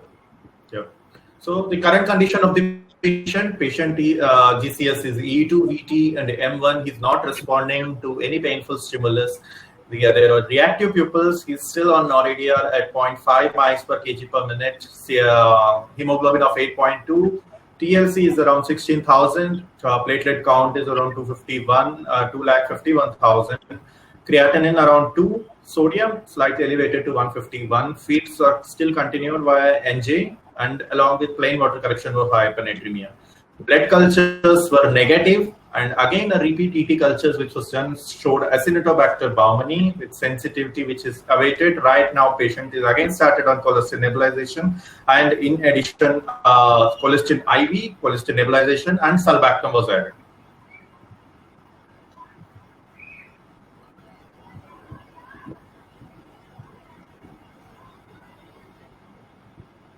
So Vamshi, is that the last slide? Yes. Huh? Yes, sir. Yes, sir. Yes, sir. Yes, sir. Okay.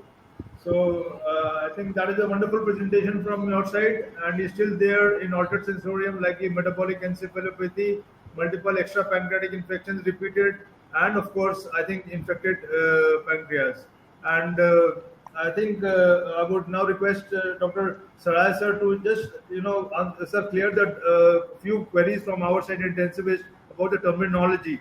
We use the words Waldorf necrosis and phlegmon and all, and extra pancreatic fluid collection. Sir, if you can just explain these 2-3 terminologies to our audience.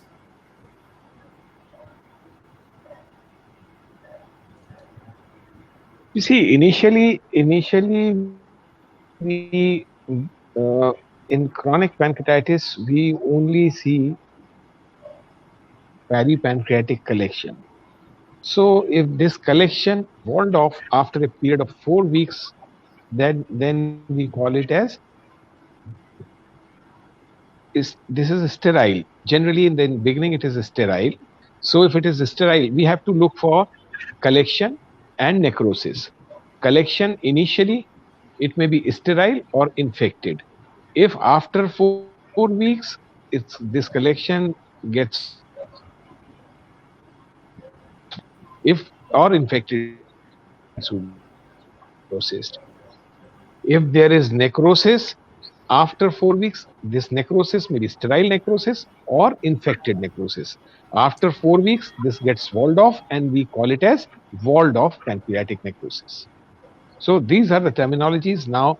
In fact, after 2012-13 Atlanta meeting, this is the terminology which is being used, and depending on that, management can be done accordingly. So there may be a cystic lesion, which may be it may be a sterile cyst or infected cyst. Then there may be necrosis. Necrosis may be sterile or infected. Infected necrosis after 4 weeks, we call it as walled off pancreatic necrosis. Or necrosis after 4 weeks may be walled off necrosis. And so, depending on whether it is sterile or infected, management is also different.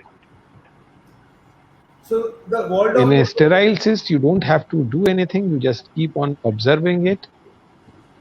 Walled off necrosis is after 4 weeks, we say it is walled off. If there is necrosis after 4 weeks, it gets walled off, we say it is walled off necrosis. Means necrotic element is there in that collection. Sir, then coming Or back, acute peripancreatic fluid collection, if it is getting walled off, we say it is cyst. This is cyst, pancreatic pseudocyst. There is no necrosum in that. so sir, if I'm right, sir, now we have either a cyst, which may be called a pseudocyst, or we use a walled off necrosis or peripancreatic fluid collection. These are the three terminologies left now as of Yes. Sir. So Yes. then coming to some basic questions. And depending on infection, you can say it is infected or non-infected, sterile or infected. Right. So coming to some basic questions for our audience, sir. Sir, how do you when do you say that the pancreatitis is necrotic pancreatitis? What imaging would you like to do, sir? Because CECT is often a problem, and you answer whether the necrosis actually correlates with the severity. These, the necrotic pancreatitis that we have. You see, in case you are not being able to do a CT scan because of renal impairment, you can go for MRI. On MRI also, you can clearly demonstrate necrosis. So then, sir, does the necrosis correlate with the severity? Because I think 30% has to be necrosis to call it If necrotic. more than, yes, up to 30% or more than 50%.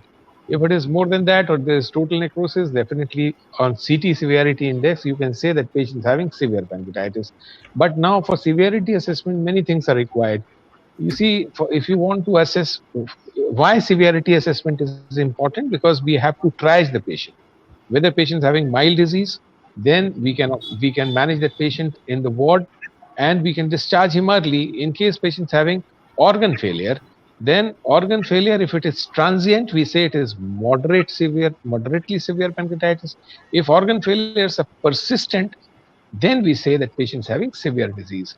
So patient with organ failure, and that too persistent organ failure, have to be managed in ICU.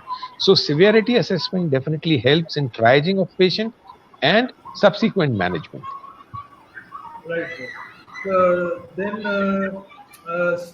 Sir, what about your experience with open abdomen? This patient definitely did not have ACS because the intra-abdominal pressure measured was around 14. But supposing you get abdominal compartment syndrome, would you like to, at some stage, have open abdomen, or manage?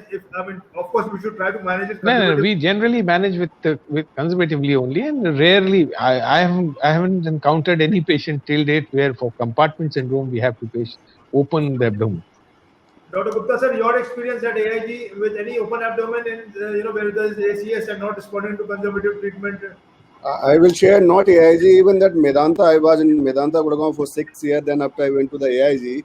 So initially it was practice actually. Initially in Medanta I was there when they used to go for the open abdomen when the ACS you not able to manage an organ failure.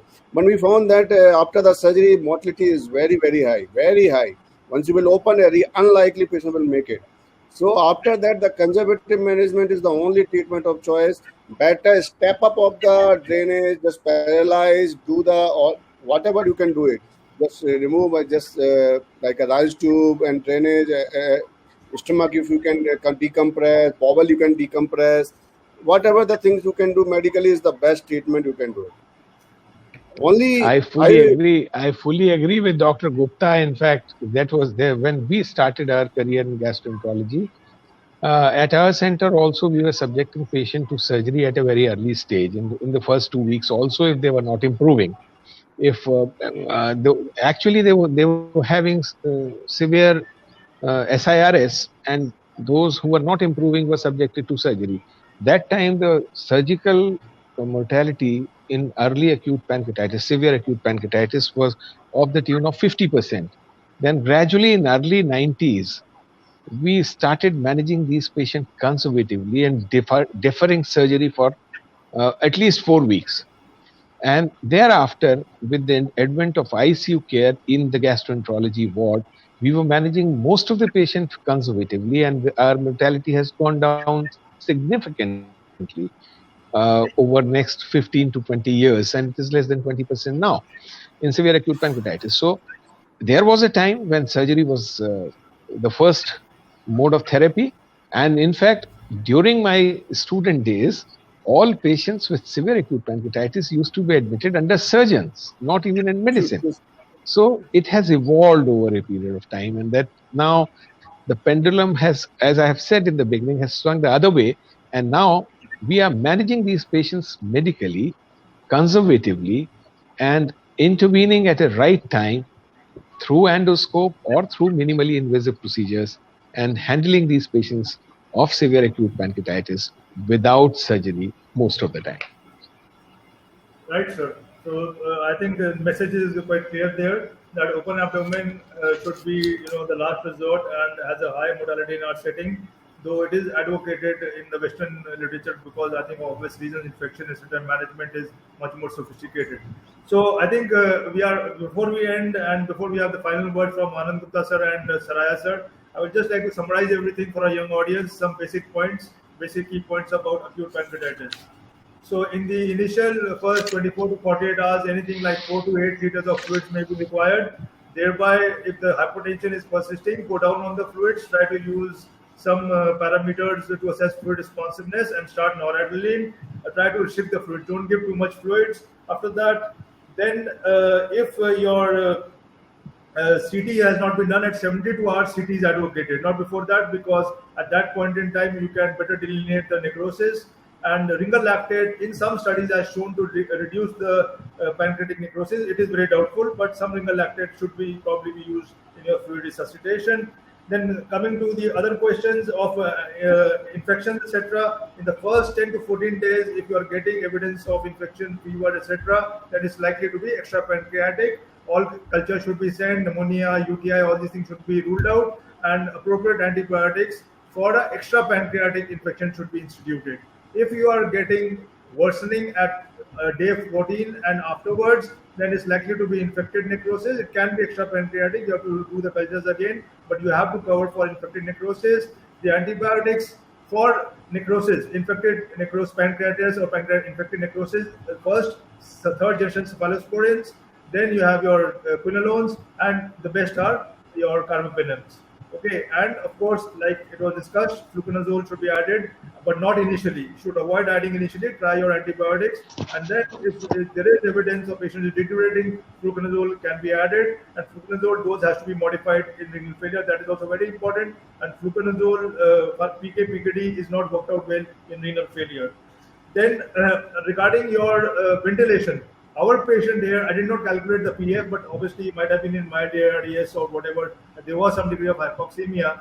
So one thing is there in ventilating ARDS, which is common in these patients, is that your pleural pressure is actually higher because your intrathoracic pressure rises, because your intra-abdominal pressure rises. So either you put in an esophageal catheter and see your transpulmonary pressure, one. So a transpulmonary pressure can be kept less than -20, can be kept less than 25 at end inspiration. That is one way. But we don't use esophageal catheter. So the easy way is to measure the intra-abdominal pressure, and half of this intra-abdominal pressure can be added to your pleural pressure. Okay. So if the intra-abdominal pressure is 16, you add 8 to the pleural pressure, and thereby you can increase your plateau pressure by another up to 8. You can go from 30 to 38. You don't go to 38, but you can increase it to 35, simply because your pleural pressure rises, because your interthoracic pressure rises, because your intra-abdominal pressure rises. That is very well accepted, that half of your intra-abdominal pressure can be added to your intrathoracic pressure. So that is one way of ventilating these patients when they are in ARDS, which is not so uncommon. And apart from this, intra-abdominal pressure monitoring is important because you're not really sure when the patient is going to ACS, and they have very nicely measured the intra-abdominal pressure. And apart from this, I think Atlanta classification, sir, has already told you mild, moderate, severe, which is the most useful and widely used and very easy to use for prognosticating the patient, which is very important because they stay for a long time, financial burden, high mortality is involved in these patients. And that was all from my side. That is a few simple things for our audience. Request Dr. Anand Gupta sir to summarize, and then I will request Dr. Saraya sir to give his pearls of wisdom. So I would like to congratulate Bamsi first of all that you managed very well. Only the issue is that, just from my side, if you just antibiotic use is very good, but use very cautiously because you need to reserve these antibiotics for longer. Still, we are giving the cholesterol nebulizations alone. In my practice, and no study says to just use the nebulization. If you are using nebulization, use the AeroNeb nebulizer or ultrasonic nebulizer. Otherwise, don't use. You are resisting the antibiotic. Secondly, very unfortunately, this patient land up in the encephalopathy. So most likely, patient will come up. Definitely, they carry very high mortality. Thirdly, those kind of patients we will go for. Is my practice is that we go for the early tracheostomy. Early mean to say within 7 to 10 days, because we know that these patients are weaning failure 1 or 2 times. They require long-term ventilation. So better do early tracheostomy, at least oral care, avoid the sedations, and the patient can be mobilized as early as possible.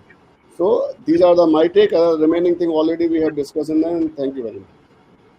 Thank you, sir. Sir, your words of wisdom, sir, Saraya, sir. All Indian Institute of Medical Sciences. Dr. Tapesh, you have really summed up everything so well. Hardly anything left for me to say. But as we were discussing, that in all cases of severe acute pancreatitis, first thing is to assess the severity. Depending on severity, we have to triage the patient, whether to manage in ward or in ICU. Organ support is absolutely essential in initial stage in severe acute pancreatitis. We make the patient pain-free. We look for the markers of severity. We give adequate fluid and control pain. And then we start early enteral nutrition. As far as antibiotics are concerned, role of prophylactic antibiotic is not established in patients with pancreatitis. Then we delay surgery in case required to the extent possible. A step-up approach for infected necrosis is the preferred modality today, and we try to manage patients medically or with minimally invasive approach to the extent possible in till date.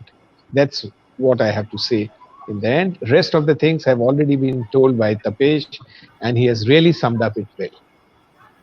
Thank you, sir. Thank you. Sir, Anand sir, one thing, in the beginning, we had talked about hemoglobin and hematocrit. This is just off the label. There is no real difference actually, sir. You are right, it is hematocrit. But hemoglobin into 3 is hematocrit. Yes, true. Hematocrit is actually being used from ages and people don't realize this. Hemoglobin into 3 is hematocrit. Only if your MCV is very large, that is your cell size is large, then there can be a difference between the hemoglobin and hematocrit.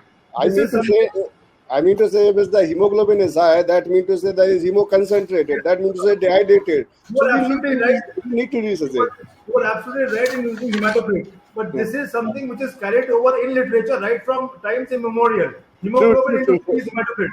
Yeah, true. Thank you. Hello, Vamshi. Brilliant. Yes, you have managed and you worked very hard.